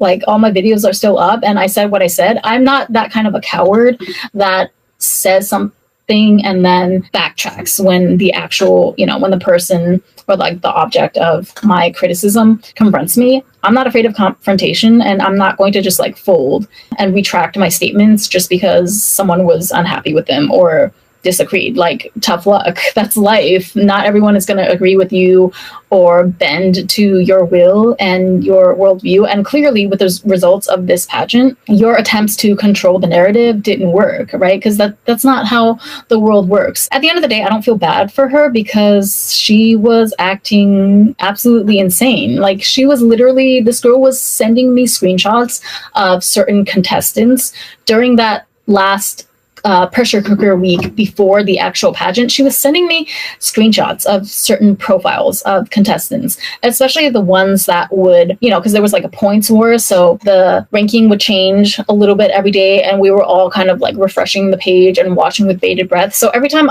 some girl rose in the rankings, and maybe it was a girl that we didn't really see that much at the events, or it seemed like this candidate came out of nowhere. So the girl that ended up winning the Kimono Miss Division Grand Prix, she was one such person. Like, she entered the pageant quite late. I think it was in November. Oh wait, no, she was there in October. My apologies. She actually won one of the small prizes with me during the Halloween event. So she was there in October, but she wasn't there from the beginning of the year, the way that Red was, right? And then the earliest that I entered was, I think, like April or May. So anyway, so like Red's mistake is that she tried to approach this beauty pageant the way that you would approach getting a master's degree or getting an A in a class in school. A lot of women do very well in controlled environments where basically, as long as they do what they're told, as long as they follow ABCD, they study, they do the homework that the teacher assigns, then they're going to get an A and they're going to pass the class, right? Or they're going to be, named as an honor student. I think that's the framework that Red was probably raised in and used to her entire life, not just through school, but also probably her career. And so her mistake was thinking that she could approach a beauty pageant, which is a real world phenomenon. The rules of a controlled environment where a certain outcome is guaranteed, such as school, right? Like if you pass all your classes and you show up on time, you do the work, you follow the rules, you're going to get your degree. That's kind of a guarantee. Those rules don't apply to real world competition. Essentially, a beauty pageant is a competition, just like any sports match, right? Or even the job market, right? You're not guaranteed to get a job just because you're the best qualified, or in your mind, you are the best fit for this role. That's not up to you in the end. Like in the real world, you have to enter into competitions with the knowledge and the willingness to accept that you might not win, despite giving your best effort, right? And throwing a tantrum when you see that things are not going your way, lashing out at other contestants, calling them ugly. That's what she was doing. She was sending screenshots of profiles of other contestants to me and literally saying like, these girls are not attractive enough to win this competition. And when I would not join her in the bashing of these other girls' looks or their skills, she kept doing it because I could tell that she felt uneasy by the fact that I refused to even, agree with what she was saying. I basically just deflected. I was like, well, I know that tensions are high with everyone right now, so let's just focus on ourselves. I just kept redirecting it back to that. Like, we should just focus on our own performance. But she kept trash talking these other contestants, which is really pathetic. First of all, when you're 39, it's also a marker of immaturity, because who does that? Young children who are not yet emotionally mature, right? When you're an adult and you don't get your way, you bow out gracefully, you charge it to the game, you say, hey, I gave it my best shot, you demonstrate good sportsmanship. You can crash out behind the scenes if you want to. Everyone's human, you can like crash out in the privacy of your own room, but you don't do that in public because it's a childish trait. You understand? It's immaturity, and it's highly, highly unattractive, first of all. When you're a woman, it makes you look psychotic. Like, this is, okay, I'm trying to think, was there like a moment where I thought, oh, this bitch is actually psychotic? Like, I need to keep my distance from her. Well, the cat was definitely out of the bag when she confronted me when I was in Dubai. And then I should have just not responded from the first message, because she was like, oh, if I ever offended you in any way, I'm sorry. So even that style of messaging, I don't get down like that, okay? Like, if you're gonna come to me with some smoke, just have some balls, have some respect for yourself, and just call me a bitch, because that's what you actually want to do, right? Just call me a backstabbing bitch or whatever, even though I didn't stab your back. I literally just repeated what you said about other people, honestly. I was just analyzing what you said. The one thing that I did say against her, because she kept talking about other contestants' looks, so I just said that it was rich. It's really rich that you think you're in a position to criticize other contestants' looks like contestants that actually, they have modeling careers on the side. Some of them are full-time models or influencers, so they have like legitimate experience under their belt doing real modeling, and yet you're saying that they're not up to par physically to win a Grand Prix in this pageant, but you look like Momo, you know, like I just said that it's rich coming from someone who looks like Momo that I literally thought was in her 40s, but you turned out to be 38. I'm just saying. So that was unnecessary maybe on my part, but again, I don't feel bad because like, don't dish it out if you can't take it, right? Normally I'm not a fan of talking about other women's looks, but what do you expect? I feel like, you know, again, you get what you put out into the universe. So in this situation, it just happened to be through me that the ball came flying back in your face. And I'm not saying that I'm proud of that, right? But I also don't take it back. Like, how are you going to talk about other people's looks when you look like Momo? And when I dead ass thought that you were like 43, but you were actually 38. And I could tell that she was bothered as hell that one day when we did the photo shoot event in the old Japanese house, the traditional Japanese house with the kimono sensei, which was like a BS event that the kimono sensei invented to extract an extra $200 from us, by the way.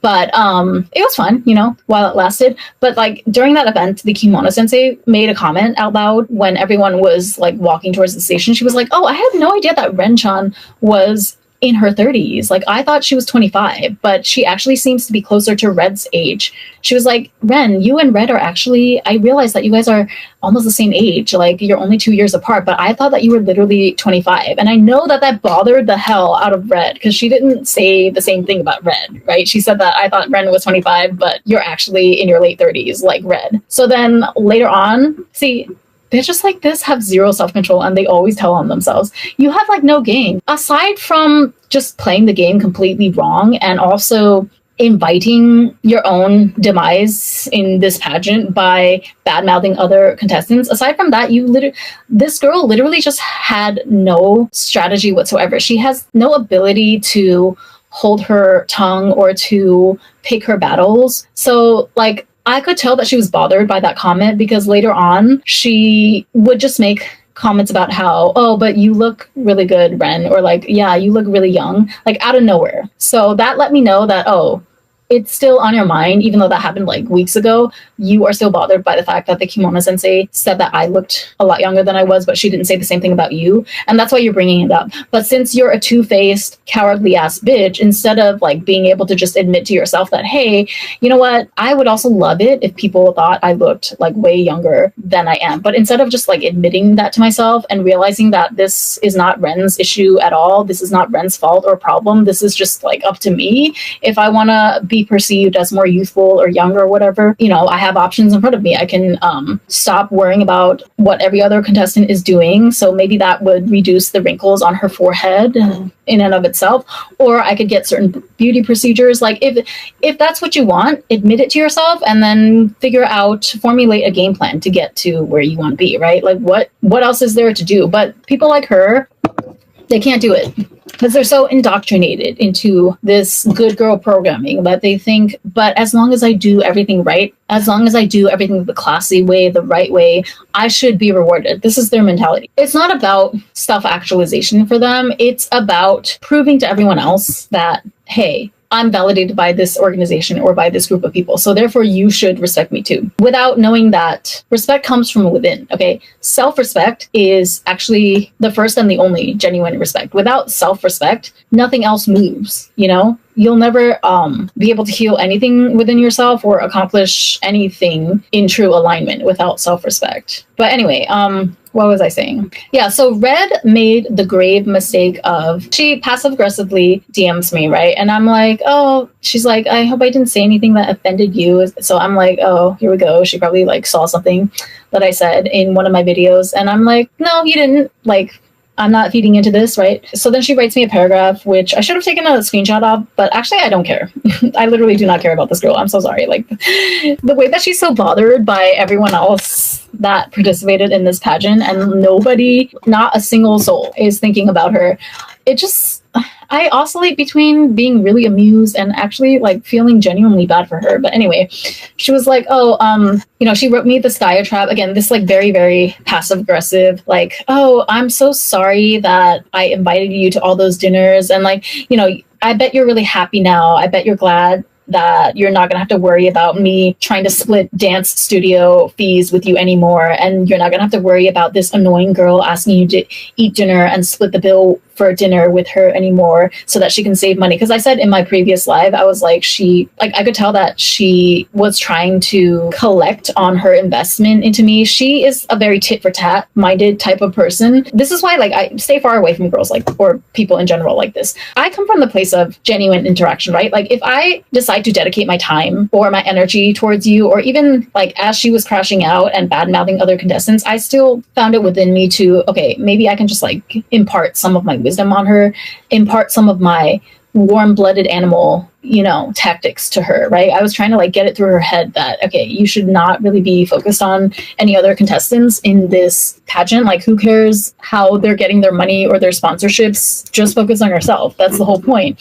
I was trying to be nice, trying to say that to her, but I learned my lesson to not cast pearl before swine. So that's why this year we are operating on a very strict program, and I'm not giving anyone an inch, okay? Because if you give them an inch, they'll take a mile. So unless you come to me on some really, really serious, respective shit, I'm not giving away any advice for free. I'm saving it for my YouTube subscribers. That's it. Because the girls that come here are the ones that really want to learn and better themselves. And that's why they watch my content. And, a lot of them don't even comment. They're very silent. I know that you guys are here though. I know you're taking in the content. You're taking what works. You're trying to apply it to your real life. I'm proud of you guys. Okay. I want you to know that. But yeah, this is the only audience that deserves my advice and my wisdom from now on. And I'm not going to try to extend a helping hand anymore to girls that just don't want to be saved. Don't save her. She don't want to be saved. So yeah, when I do that though, when I decided to spend time with her and give her pep talks, I never do those things with any expectation of payment in return, right? I just see that as, hey, we're developing a rapport, maybe a friendship. And I don't want my friends to crash out over something stupid or have the wrong mindset going into something. So that's why I don't have a problem, even though I'm also busy. I also am sleep deprived because of this pageant thing, but I still felt okay, I want to give from my overflowing cup, right? And so if I do something for someone, or if I expend my resources, I don't do it with the expectation of getting anything back, right? If it happens in the future, or, if in the future I'm in need myself, and that person remembers how I helped them in the past and they decide that, hey, they want to repay the favor now, that would be great. That's the way that I like to approach relationships. But this girl is tit for tat. And I actually knew. So it's so chilling the way that these girls, they really don't even hide it at all. They think they're hiding it. They think they're, being coy with things, but it's actually very, very obvious because she put in one of her posts when she was promoting her profile for the pageant. I remember she made a Instagram post explaining the reason why she was entering this pageant and why everyone should vote for her for the Kimono Queen Award, etc., etc. And she put in one of her slides that she really believes in the philosophy of give and take. Oh, if you support me, if you vote for me in this pageant, then I will also do this, I'll also do something for you in the future. If you participate in a pageant, or if you need a skill that I have, like translation or, anything work related, then I can also provide that to you. And I'm just the moment I saw that, I was ooh, no, this is red flag. And I should have just, kept my distance from then. But it's a pressure cooker environment, like I said, right? The days leading up to the pageant, you only have these few people really to kind of talk to because we're all going through the same thing and nobody else understands. So that was my, lack of foresight. I kept agreeing to hang out with her. But yeah, I would notice that every time I went to hang out with her, I would notice that she saw it as an investment of her time into our relationship, right? And some of these outings included other people too. It wasn't just one-on-one every time, but I could almost see the calculations in her head. Okay, well, I'm giving, intel to this group of girls or to Ren, and I'm spending my time and my resources here. So therefore, I should be able to ask her to do something for me, and she should do it for me. Like that. This is the way that her brain works, because she would we would go out for dinner and have a little talk, discuss our little strategies for how we can maybe win the Grand Prix, and then she would ask me later on, like, oh, do you want to book a dance studio to practice our walk so that we can split the fee for the studio? And I'm like, I made it very clear the first time that, hey, I would love to, but I live in Chofu, so it doesn't really make sense for me, right? Because if I have to travel an hour by train to get to where you are, or to get to central Tokyo to go to the dance studio, even if the amount that I would save by splitting the rental fee with someone else, it's not worth it to me. Plus, I don't plan on, I didn't say this part to her, but I don't plan on spending anything more than what's absolutely necessary, the bare minimum for this pageant, which is already very high. I will walk outside. I will practice my walk outside around my neighborhood at 3 a.m. in the morning. Thank you very much. That's how the fuck I get down. Okay. It's not that serious to me. I already get plenty of practice in the studio when I'm paying for those overpriced ass walking lessons with the senseis. So that's enough for me, as far as the studios go. Also, see, this is her mistake too, because if she really wanted me to, help her and let's pull our resources together as girls and help each other out and help each other save a buck. If she really wanted to do that, she should not have revealed to me halfway through the year that she had a boyfriend. Because if you have a man in your life, don't come to me asking for fucking anything. Okay, don't ask me for shit. If you have a man and you're still struggling to pay for a studio, or you're in the mindset still that you want to save money on certain activities or certain practice sessions that you have to do for this pageant, that's a problem right there. That has nothing to do with me. That is, ask your man why he is too broke to help support your pageant activities. Because see, I went through a traumatic breakup in the middle of last year, but even through that, I got my man, okay? I made him pay for some stuff. He paid for my red lipstick, which was $60, and I made him pay $100 for another portrait thing back in May. So why do you have a man and you're asking another single girl who's younger than you, and how hard it is to survive out here as a single working girl in this economy with this inflation? How dare you ask another girl to help you when you have a man in your life? What the fuck is that man there for then? Fucking pick me ass hoe. Anyway, so then she saw all of this, right? And she was like, oh, well, you're not gonna have to worry about me anymore asking you to split the bill on a dance studio.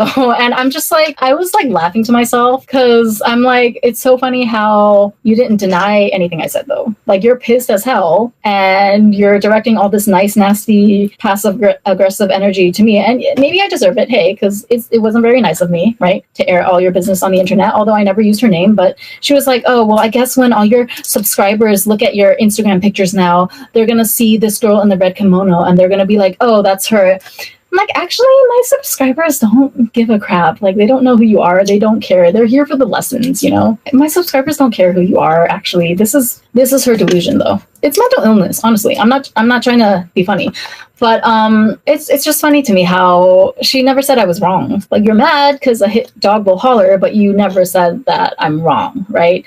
And also, please cut the passive aggressive crap. I don't do that. Just call me a bitch if you want to, if that's what you feel. I'll have more respect for you that way. But anyway, so then she was so the only power move or flex that she could hang over my head was that, because I posted a couple of pictures on a community post after I won my award, right? And I posted a long essay about what this contest or what the award means to me and the contents of my speech, essentially. Because, I made a speech about how I wanted all women to live authentically and fearlessly and all of that in Chinese. In my post, I guess there was a picture of her, but see, I don't even remember, because nobody is thinking about you.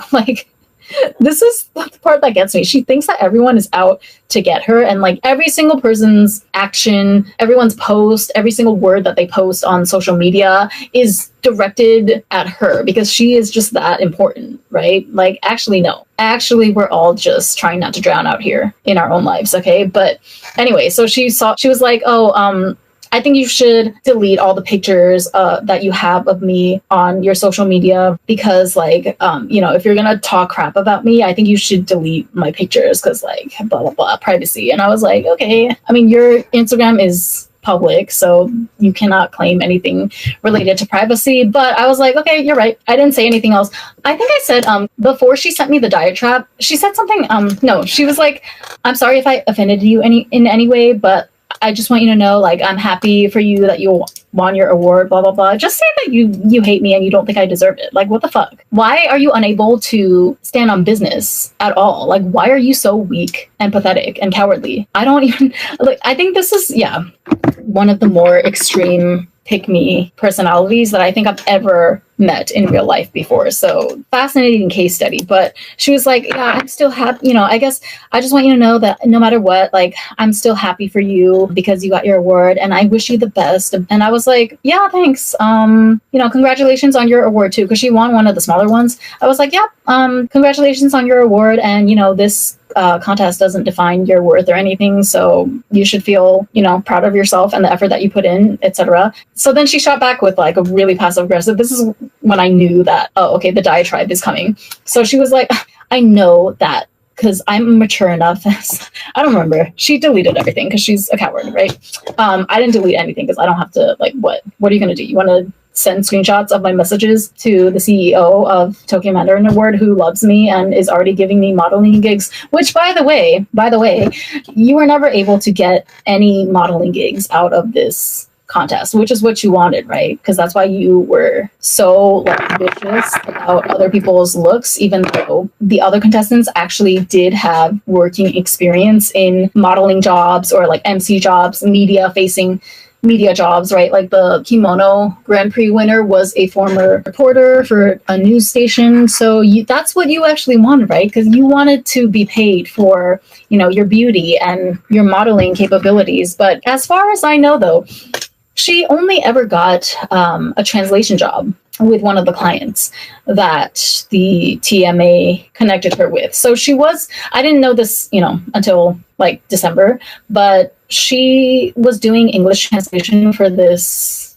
beauty clinic or something in Tokyo. And she was like, oh, see, this is okay. She was like sending me paragraphs and essays every night, crashing out in the weeks leading up to the pageant. And she was like, oh, she said that I'm going to, if they don't give me the Grand Prix for a kimono, like I'm going to cut all ties with TMA. This is what she said to me. And in my head, I already knew that that's bullshit. That's total cap. You don't possess the self-confidence and love for yourself to do something like that. You actually, you know why? Because like I said before, she's exactly where she wants to be. You enjoy being a doormat. I honestly feel like some people have a humiliation kink that they just cannot really, they don't know how to articulate it or recognize it at a conscious level. But I honestly think some people have like a doormat humiliation kink because there's nothing else that can explain why you would stay around. So I will say, I was talking to her in December and when she was crashing out, and I actually do believe that they were exploiting her near the end of the pageant, because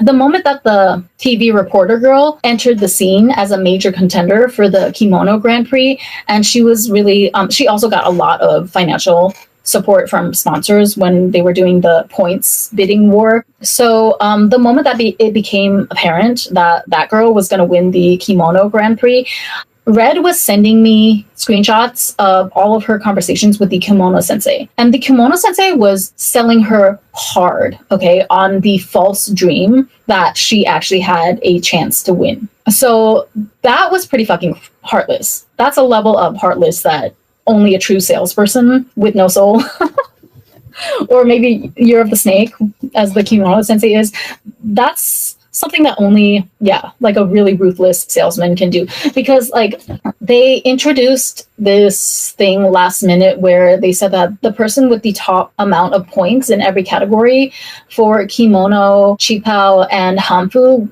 would be able to give like a 1-minute opening speech during the opening ceremony for the pageant, right? Which is valuable because, first impressions are everything. So if you are one of the first people, and if you're speaking on behalf of your entire division, that's going to make a lasting impression in the audience's minds. So obviously, like Red was feral, foaming at the mouth for the, to be able to get the top points so that she could make the speech for the kimono division, but she just couldn't win against the TV presenter girl. But the thing is, like, okay, they didn't tally up the final points. They said that they would make the cutoff at 12 a.m. on New Year's Eve. So like, I don't remember exactly, but December 31st, right? Like 12 a.m. So let's just say the moment that the clock striked midnight, they said they would cut off all the points flowing in, and they would just take the contestants that had the top number in each category. So I think, yeah, so the kimono sensei was like really DMing Red and selling her hard on the flower bouquet promotion that they were running. She was like, hey, there's different tiers of the flower bouquet, like the flower bouquets. Do you guys want to hear the prices? So there was the $1,000 bouquet, the $2,000 bouquet, 100,000 yen, 200,000 yen, and the 500,000 yen bouquet for a flower bouquet, which translated to, a certain amount of points. But like, that's the moment that I knew. I was like, oh, okay, so I'm not going to win at all by force of money because I just don't have monetary funds like that. But that's why I pivoted my strategy last second to enter the speech contest, right? Because I realized that, hey, maybe the Chinese sensei just threw me a bone here by telling me that I could enter the speech contest as well. So I decided, you know what? I definitely don't have $1,000 or $2,000, whatever, to throw at these flower bouquets. I don't have any acquaintances that are willing to pay that for me. What I do have, though, is I have $200. I have the $200 entrance fee that is required of me to enter the speech contest. So let me go ahead and put my little $200 in. That way I might actually have a shot at getting one of the Grand Prix, right? Because see, this is the thing, like, okay, you need to be able to see reality and pivot at any point in time to garner the best outcome for yourself. It's kind of like game theory, essentially, right? You have to be able to put your emotions aside. Because if we're going to be completely honest, I didn't get the award that I personally wanted. Of course, like every girl wants one of the awards in the fashion categories. Of course, like that's the one with the most bragging rights. That's the most, like, if I was able to say that I'm the cheap out queen, that's going to give me the most social capital, right? But I knew the moment that I saw that I was not going to win that race because I just don't have sponsors that are able to throw thousands of dollars on my name. I had a choice. I could either throw a tantrum like a little girl and ruin everything and crash out, or I could not give a crap because like I never gave a crap in the first place about what this meant in terms of validation for my beauty. So I was like, all right, you know what? If Blue is gonna take the Qipao crown fair and square, then I'm gonna scan the situation and see where else can I fit in most realistically. What's the best chess move for me now? Obviously, it's to put in $200 for the speech contest so that I can count as an official contestant in the speech contest. And I already have a good rapport with the Chinese teacher, so there's a high chance that she would pick me to be the winner, especially since I'm not just a contestant in the speech contest. I am competing in both groups. All of these factors, like, do you see how strategically I made the best move for myself? I wasn't blind to, like, I could have allowed myself to get upset that, oh my God, I lost the Qipao crown, right? Like there's no way I can win against Blue. I could have got caught up in that, but I didn't. I scanned the situation for where I can win and where I can clean house, where I can benefit the most for myself, period. That's how I'm wired. That's how I wired myself and reprogrammed myself. So just because you didn't see all the hard work that went into it doesn't mean that I didn't go through hell and back, okay, to get to this state. Like, please. Anyway, so Red, where was I? There's like too many things to say. Also, the title that I put in the thumbnail, All the World's a Stage. So this also kind of this whole experience revealed to me a greater truth about how truly everything is a performance. When they were training us in one of the orientation meetings of like how to act or whatever on the big day, they literally told us, like, if you win an award and if you get emotional, make sure that you look pretty even when you're smiling. They said this word for word in Japanese, but like it's a performance, and even if you look at the videos from the day, which I didn't buy because they're charging $200 for like the official DVD, and I'm like, yeah, no, unless you give me more gigs with the real estate company, right? It all depends on how much money I make first, okay? Because the way we operate now is that I get paid first. Then I take care of my basic needs and my own agenda, okay? My own goals. Then whatever's left over, I might throw a bone or two at you just because I like you. That's how things work in this house. Let's make no mistake. But yeah, they told us, like, you're going to be filmed in like 4K, 8K. We have professional photographers there. It's a real runway. There's going to be blaring lights. Make sure that your makeup is on point. Make sure that even when you're crying, when you're accepting an award, cry in a pretty way. This is literally what they said. I kid you not. And it just got me to thinking how, okay, every single award that was given out was a very calculated political choice. I'll put it that way. Like, there was nothing I could tell, even the divisions that I didn't really have much knowledge about, like the Qingdao Model Award and things like that. There were so many different awards. Like we had certain sponsors, a lot of beauty brands or like beauty clinics, and some of them want to pick the next model for their clinic and things like that. So Qingdao Beer Company, the Japanese branch, is also one of our sponsors, and they had a Qingdao runway, right? So like one of my friends, one of the new girls that also entered quite late, I could tell actually, like the moment that she joined one of the events in preparation for the pageant, I was like, oh, she definitely has a look. She's the one that has like, she's half Chinese and half Japanese, and she has a very Harajuku girl look, like very tall, skinny, and like great personality. I love her. But I could tell immediately that, oh, she's probably going to win. Her visuals, as the youth say, just fit what they were looking for perfectly, I think. Because the ad that they were going to run for Qingdao is going to be in Harajuku, and she is like the definition of Harajuku girl. So yeah, like every single person that was chosen for the awards, big and small, I could tell that it was a very, very calculated. There were no mistakes.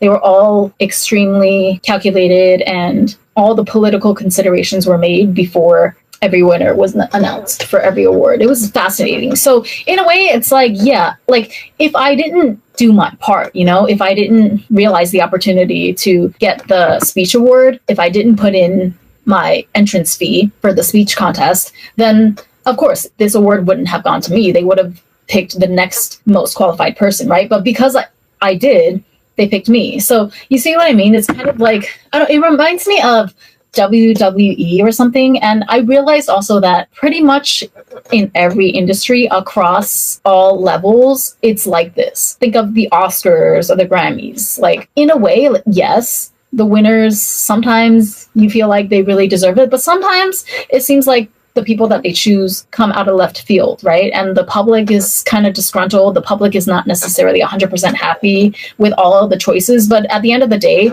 nothing is a mistake, is what I'm trying to say. Like every single Grammy winner, every Oscar winner, trust and believe there was some political machinations and deals being made behind the scenes in the months, maybe sometimes years leading up to the actual event, to where it's like already half decided, right? It's kind of like by the time you get to the actual event, you're just going through the motions. It's just people acting out the roles in a play. It's almost like a form of live theater in a way, like half spontaneous but half scripted. It's fascinating. I just remember so clearly the moment that they told us, make sure when you cry, you're still smiling and you still look beautiful when you cry. I was like, oh my God, this is what I joined for.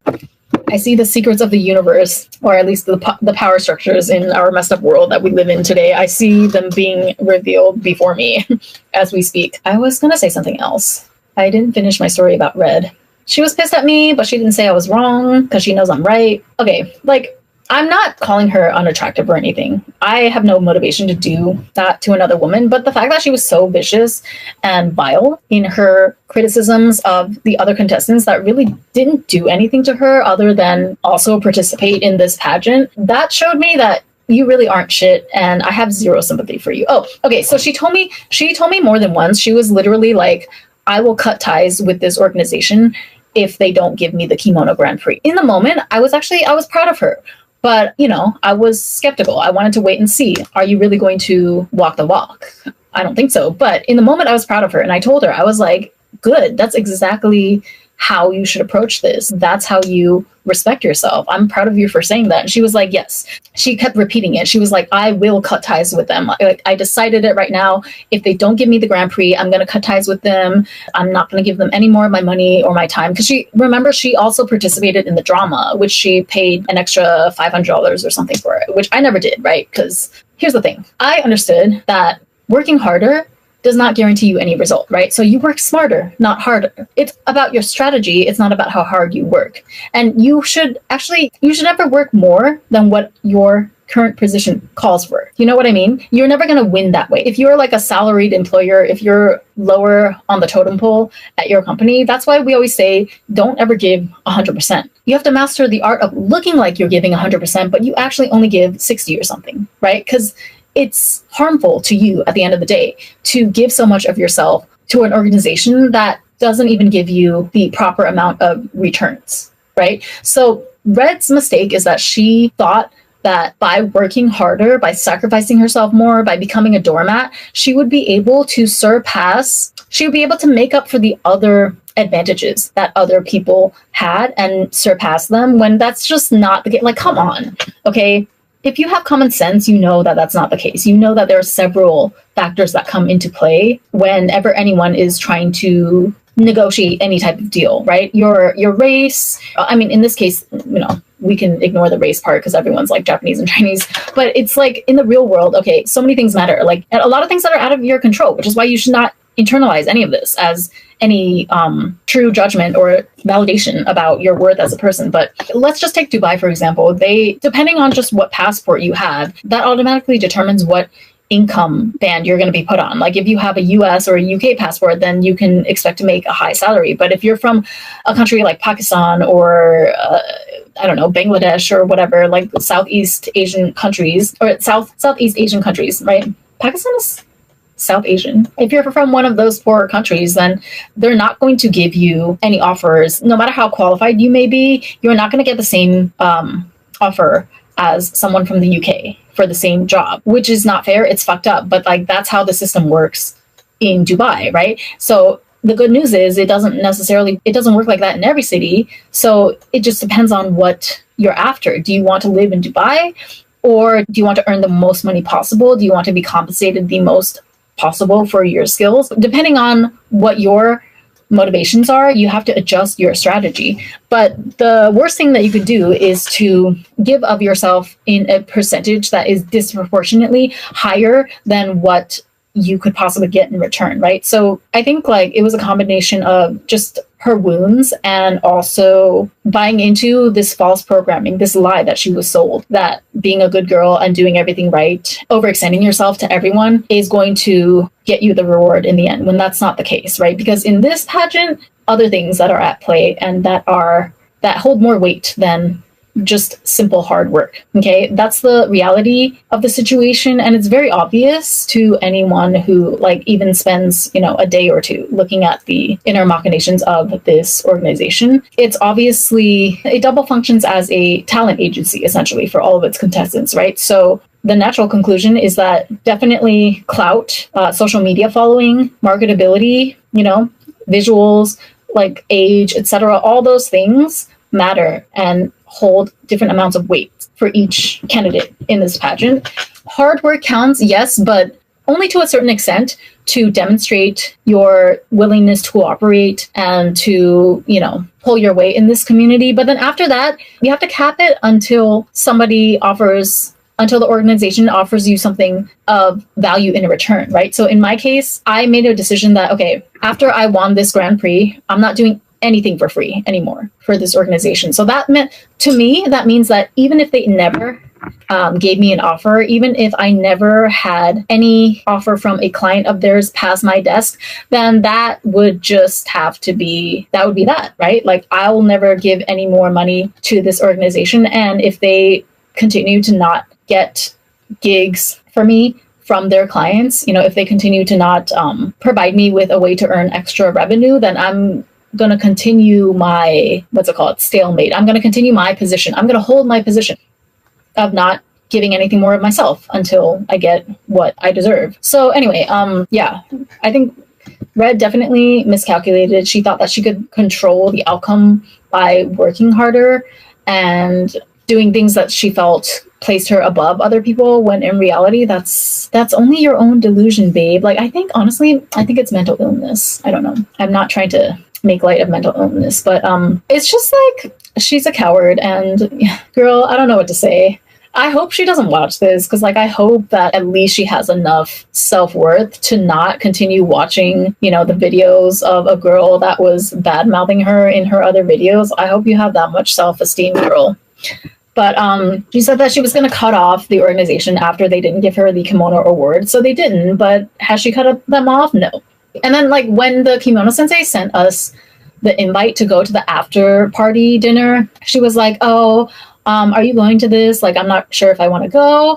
And then I told her, well, you know, I have to leave for Dubai in a couple of hours. But yeah, even if I was in Tokyo, I probably wouldn't want to go if like certain members were going to be there. So I was trying to make her feel better. So I was like, well, I don't want to go if Blue and the girl that won the kimono Grand Prix are there, right? Because I was trying to show her that, hey, I'm on your side, you know, like I'm not trying to be friends with these people. But then she was like, oh, you know, don't worry. I don't think the kimono sensei would invite them. Like, I think she's going to keep it just a very small group. So like, what do you think I should do? And I'm like, already, if you're asking me what I think you should do, then already I know you're going to fold because you have no self-respect. You like being a doormat. You like being used, okay? Even after the kimono sensei did her so dirty by leading her on to think that she would have a chance at winning the pre-opening speech. Because like the kimono sensei was, you have to remember, the kimono sensei is communicating with everyone, right? Especially everyone. She was in charge of the kimono division in particular, but I think the kimono sensei also has like certain, I don't know, shares in the company. I don't know like what her official position is, but I think she definitely has ownership in the company. Anyway, so you have to remember that the kimono sensei is not just overseeing, you know, Red's growth or Red's journey in this pageant. She also has to, she's a saleswoman, right? And she has to cater to basically everyone who pays money to take part in this pageant. So that includes the girl, the TV presenter girl that actually won, right? So I think she knew that the TV presenter girl was going to win because not only did she have the funds, the sponsors to back her, the TV presenter girl, remember, she also has the clout that this organization really values, right? She's an influencer and she has a lot of fans from her stint on primetime TV or news or whatever. But then she still went to Red and basically coerced her to spend an extra $2,000 on a flower bouquet by convincing Red that she had a chance to win the opportunity to make the opening ceremony speech. And then like they said, the organization also, I don't know, see, this is the thing, like some things I cannot tell. I'm not that psychic to where I can tell if it was on purpose or, you know, but the organization said that they were gonna refresh the numbers on New Year's Eve, midnight, but they actually refreshed it on a day before as well. So on the 30th, when we all checked the rankings of the points on the 30th, Red was actually in the lead for kimono. I think she had, well, I have no idea what the amounts were, but let's just say she had like $400 or like, no, $4,000 worth of points, right? And then the TV presenter girl was behind her. But because we could all see the rolling total up until the 30th, which the organization told us that they would not release the numbers until the, you know, the day of like the deadline cutoff time. Because, you know, they didn't want people to like unfairly usurp each other by a matter of seconds or anything, but they actually released up-to-date numbers on the 30th. So I think by that point, the TV presenter girl realized that, oh, okay, now I just have to like put in this much more money or get this much more sponsors in order to surpass Red. And that's exactly what she did. So by the time that it was 24 hours later, on 31st at midnight, when they announced the final points or, you know, the final top points in each category, the people that would be giving the pre-opening ceremony speeches, by that point, the TV presenter girl had succeeded in surpassing Red. So I have no proof, allegedly. I'm not going to say that the kimono sensei was maliciously leading Red on, but like I said, again, her number one priority is to drive up profits for this organization, right? So I believe that the kimono sensei knew that probability-wise, it was a high probability that the TV presenter girl was going to end up having the highest number of points and getting the chance to give the opening ceremony speech. But because she's a saleswoman at the end of the day, and her job is to drive up the profits for TMA, she did not hesitate to go to Red and whisper in her ear, like, hey, you should go for the $2,000 bouquet if you want a chance to make the opening ceremony speech. So again, if it was me, I wouldn't have fallen for it. $2,000? Are you fucking crazy? No. They can have it. Like, listen, you have to remember, in my case, I was already doing a speech. during the stage speech portion. So I guess it doesn't really apply to me because I didn't really care. I mean, I wasn't going to beat out Blue by any stretch of the imagination. Blue had $10,000 worth of donations backing her name. So, I bow down to her technique. But yeah, I wasn't worried because I already knew that I was going to get the chance to make my speech live anyway. And I knew that my speech was bomb. So I don't need to rely on other tactics, such as being the first person that people see when the curtains open, things like that. Like, I know that whenever they see me, it doesn't matter what the timing is. They're going to be like, damn, that girl's speech was fire. And that's exactly what happened for me. I did agree with Red, though. Again, I agreed that was like pretty cruel. I don't know if I would go as far to say malicious. I mean, partially because I think Red deserves everything that came her way. But I think on the part of the Kimono Sensei, that was pretty heartless, because Red put a lot of money into this organization, but that's her fault. Like, you're a grown-ass adult, On the one hand, I'm like, yeah, I understand. Look, the human need for approval and acceptance is very, very strong, especially in a society like Japan, and especially if you have identity issues or a crisis of identity. Like, a lot of people in this organization were drawn to it because we don't necessarily have like the typical Japanese person, 100% Japanese identity, right? There's a lot of like half Chinese, half Japanese people. There's Japanese people that lived for a long time abroad, or Chinese people that lived a long time in Japan. Like, I feel like that's the beauty of this organization, that I was able to connect with similar people to me. And that's the part that I really cherish about this whole experience. It's just a shame that there was such a damper put on it by this psychotic character. Take heed, okay? Take this as a lesson of warning. Like, I went out into the field, especially to use myself as a guinea pig. And I just hope you're appreciative of this feast that I brought back for you. Because, like, this turned out crazier than I could have ever imagined. But just the fact that, like, it didn't have to be so toxic at the end, It was only Red, which she would obviously, like, deny, and she cannot see that everything she was doing was just a projection of her own insecurities. But yeah, the one thing that I did really agree with her near the end on was the fact that, like, wow, the Kimono Sensei was playing you for a fiddle this entire time. And I think up until the TV presenter girl entered the scene in October, I think Red truly was a serious contender for the Kimono Award. But once the TV presenter girl came in, and also after the last smaller pageant ended last year.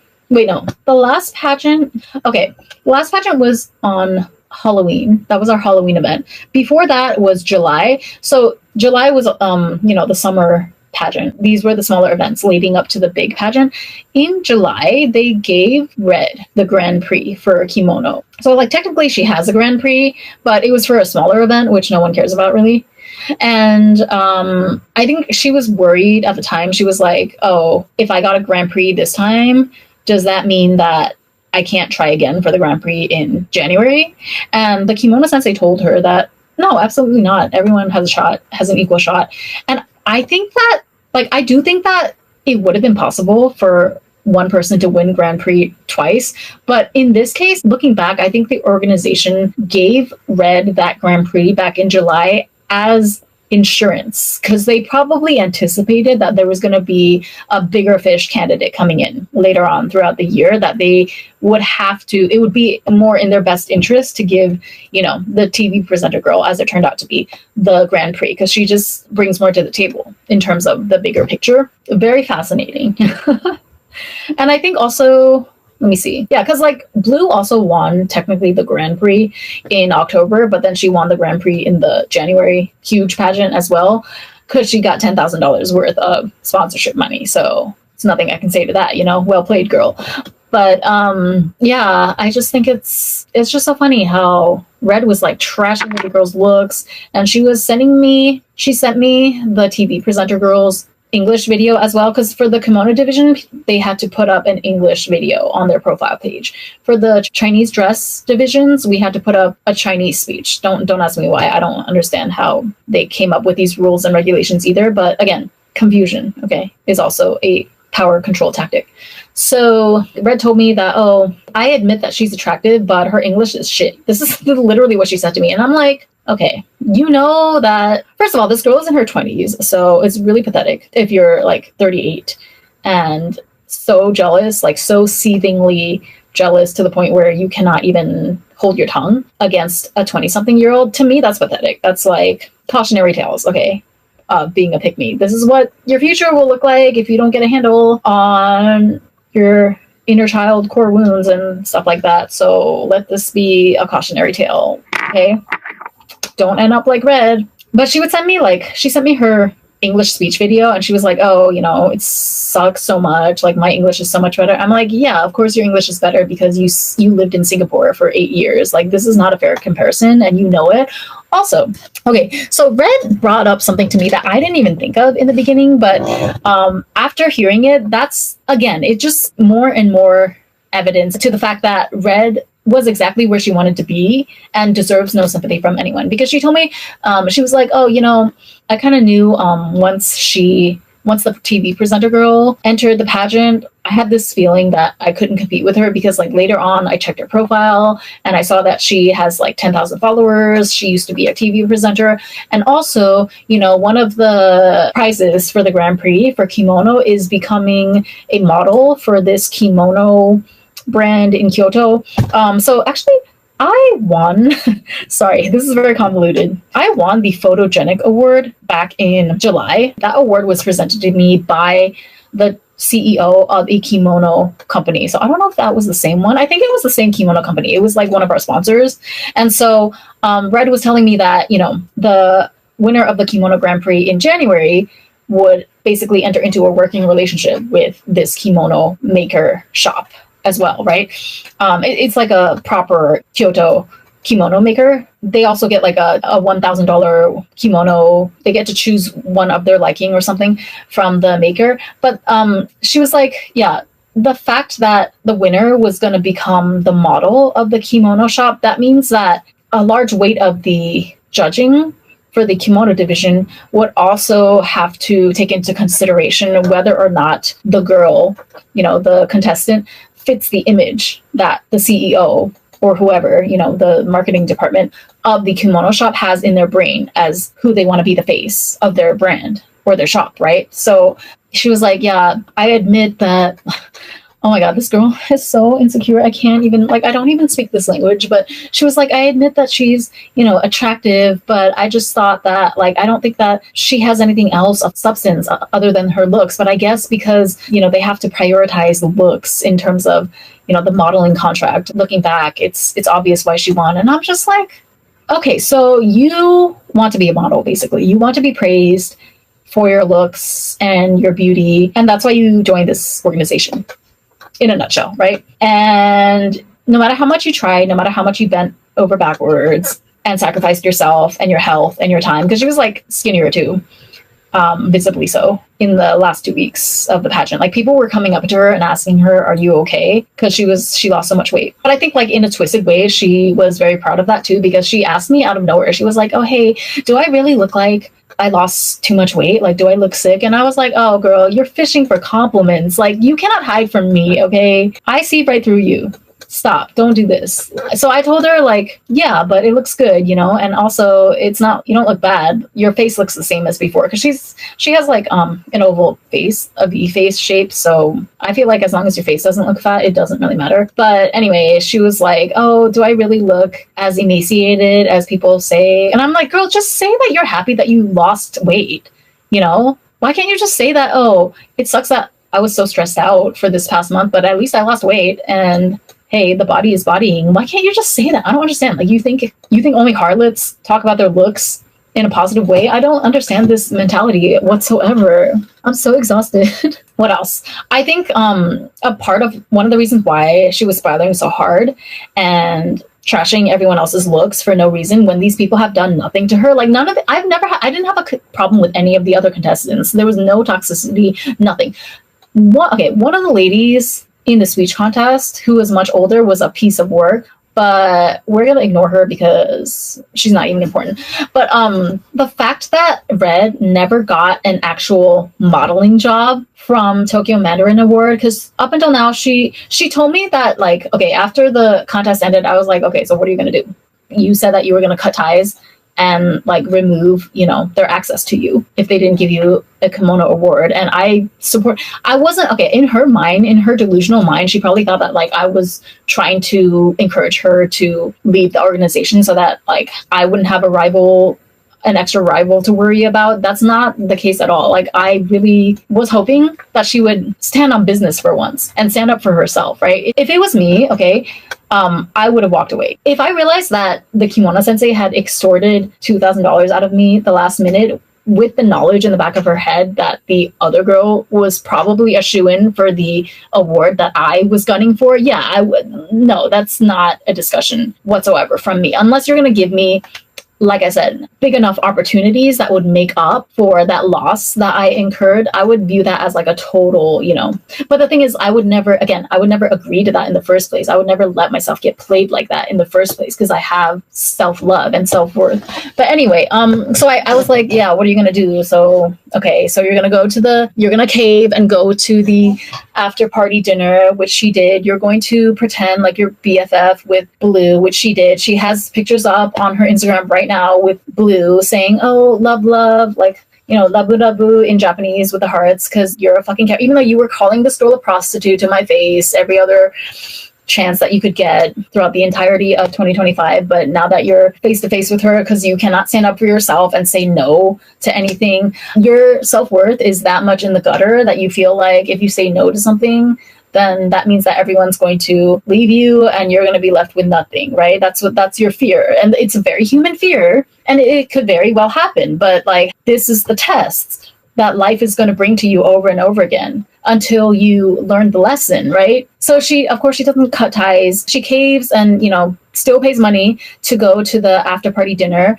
She's probably still paying money to act in the short drama, because they actually gave her like a recurring role. So she's not going to want to give that up. She doesn't want to give up the translation job that they gave her. And then she was like, okay, she was telling me, before the pageant happened, she was like, oh, the CEO guy, we're going to call him Y-san, right? She was like, Y-san told me that the client that I'm doing the translation work for, they praise my work so much. Like, they are always talking about how I'm a godsend because they've been looking for someone as talented as me to do their translation for a long time, and I'm the best one that's ever done it. So, and I was like, okay, yeah, that's great. Yeah, so are you happy with that? Because it seems like you're getting repeat work from them, and it's a nice little side income. It's very easy, right? Because it's a skill that you already have. I'm like, yeah, I mean, so do you want to keep the relationship with the organization because it's connecting you to this side hustle that brings you quick, easy money every month? And she was like, yeah, I mean, it's good. I like the work, and I do feel like, the pay is sufficient, but I just don't understand, like, why, if I'm so valuable, then why can't you give me a Grand Prix? And I'm like, girl, you're Japanese. Like, how do you not understand? Okay, they're saying this to you so that to keep you happy, okay? Because they know that you are easily manipulated emotionally because you demonstrated so much throughout this entire year that, like, if they tell you to jump, you say how high, as long as they can dangle a carrot in front of you that they're going to give you some sort of award or some sort of position or whatever. So of course they're going to flatter you and say that your translating skills are so dope, but deep down that this is just flattery, right? Because if you really had the value that this organization was looking for, why didn't they give you any modeling jobs? Why did they give me a modeling job for not only the real estate company, but also I also filmed the reel at Yokohama Chinatown, right? Because they're going to use that one as a greeting for the TMA official page in WeChat. So this is Chinese social media side, but like, they made me film a Chinese New Year's greeting and kind of like a run through about the history of Yokohama Chinatown, which I was like, I was stressed, you guys. Okay. I was trying my best. I'm sure it turned out fine, but I was like, guys, why didn't you give me a script beforehand or like tell me what to write about and I will make the script. Right. But they were like, oh no, let's wing it. So yeah, I mean, as long as they're happy, as long as the client is happy. But yeah, I'm like, again, this is not me saying that you should take a hint that you're not model material. That's not what I'm saying. I'm saying if that's what you want to do, okay, if you want to model, if you want to get modeling gigs or like social media gigs, things where your face is on camera and like your face is basically deemed pretty enough and pleasant enough to represent a client or represent TMA, right? That's basically the kind of gig that you want. But they didn't give you that. They only gave you translation gigs. And they blow smoke up your ass about how good you are at English to Japanese translation or vice versa, because they know that you're easily manipulated emotionally, right? But deep down, you know that this is just flattery, because if you really had what they were looking for, like model-wise, then they would have already been giving you modeling gigs. You understand what I'm saying? And it's not to say that you should just give it up and like never try to model again. No, it's just saying that this organization doesn't see what you have to offer as a model. So why are you sticking around to continue to be humiliated and disappointed? Like, you like it. You have a humiliation kink. I'm sorry. All these, any girl that like, I'm starting to think, okay, I should have probably clocked this sooner, but I realized a little bit too late. I mean, after she kind of like, you know, yelled at me on Instagram and threatened to report my page if I didn't take her pictures down and all of that. I realized that this girl just likes to run her mouth. I guess for her, it's some sort of catharsis to like talk shit about she'll talk shit about everyone. She'll swear up and down how, you know, she'll leave. She'll cut ties with everyone if they don't give her the Grand Prix that she deserves. And yet here she is, still overextending herself, still being a doormat, still allowing people to abuse her, still groveling to the kimono sensei who did her so dirty by leading her on to think that she could win the opening ceremony speech, when in reality she just saw an opportunity to make another quick $2,000 off of her for the organization. Like, at this point, you like it. That's the only conclusion I can come to. At this point, you like it. You are exactly where you want to be. You have a kink for humiliation. Like, at this point, I can't save you. And plus, you know, I'm glad that you have a real reason to hate my guts, because you always wanted to anyway. So you're welcome. I gave you a real reason, because I came onto my channel and decided to run my mouth about this entire pageant experience. So now you have a legitimate reason to think that I'm a horrible person, right? I feel like that's the least gift that I could give you after all you've been through. Because I do think she was really done wrong and they really took advantage of her. But at the same time, you're a 38-year-old woman, and it's not anybody else's problem to fix your own traumas except yourself. I'm so sorry. I don't know what else to say. So yeah, there's probably a lot more that I could get into, but I've been talking for 4 hours straight now. That was wild. You know, I almost like threw up when I was out doing the modeling shoots for the real estate company, because it was cold outside. It was sleeting, raining and sleeting. I was in heels. I was wearing a qipao that I was freezing in, because that qipao is designed for like spring weather, and the fabric is really cold because it's like silk, and you know, the slits are up like thigh high, so my entire leg was exposed. I had my puffer jacket on, so I was kind of warm, but then we kept having to go in and out of different houses. And then there was one house where they couldn't get the lock to open for like 30 minutes. I was getting car sick because we ate like a bunch of crap at Yokohama Chinatown. Delicious crap, but you know, like bubble tea and the Taiwanese big crispy chicken pieces. What else did we eat? Oh, I ate the Taiwanese burger, like the braised pork burger, because I've always wanted to try one. Then we got back into the car, and I had bubble tea on top of all of that, so I was starting to feel real nauseous. I had been in heels since like 7 a.m. that morning, because I had to leave like an hour and a half early to make sure I got there on time. At Yokohama Chinatown, it's like an hour and 10 minutes away by train from my station, Chofu. So that was a trip. But I hope, I hope the reels come out okay, and I'm looking forward to my next gig. And it's also pushing me out of my comfort zone to be filmed by other people, because, like, I don't know. The girl sent me one finished reel that she made, and I think it looks okay, but I'm, like, not 100% satisfied with the way that I look in it. But I need to learn to be okay with it. Like, I need to learn how to let go. I don't need to control every single aspect of how I look on film. Because if I want to get more gigs and become more experienced at this type of social media work, I need to get over that, I think. So yeah. All right. Any questions for me? Any questions, guys? Any follow-up questions? You will be quizzed on this next time, though. I'm kind of tickled that they actually sent me a modeling gig because I was half convinced. I was like, this is totally backed by the Hong Kong triad. It's totally a front, a money laundering front. They're totally not going to send me anything. Because like they kept telling me, okay, I was walking like back to the station after the event with the Chipao sensei. And she was like, oh, Ren, like, how do you feel? You know, you're going to get so busy after this. You're going to be booked and busy. This is what she's telling me after I won my Grand Prix, right? And I kept responding to her like, really? Sorry, not to be skeptical, but I just find it hard to believe. I don't know. She was like, oh, but you know, they're probably gonna ask you to do a bunch of stuff from now on, so we're gonna be so busy. And I was like, really? I don't think so. I'll see it when I believe it. And lo and behold, yeah, the first gig came through. So where's my money though? Bitch, but I have my money. Okay. Bye.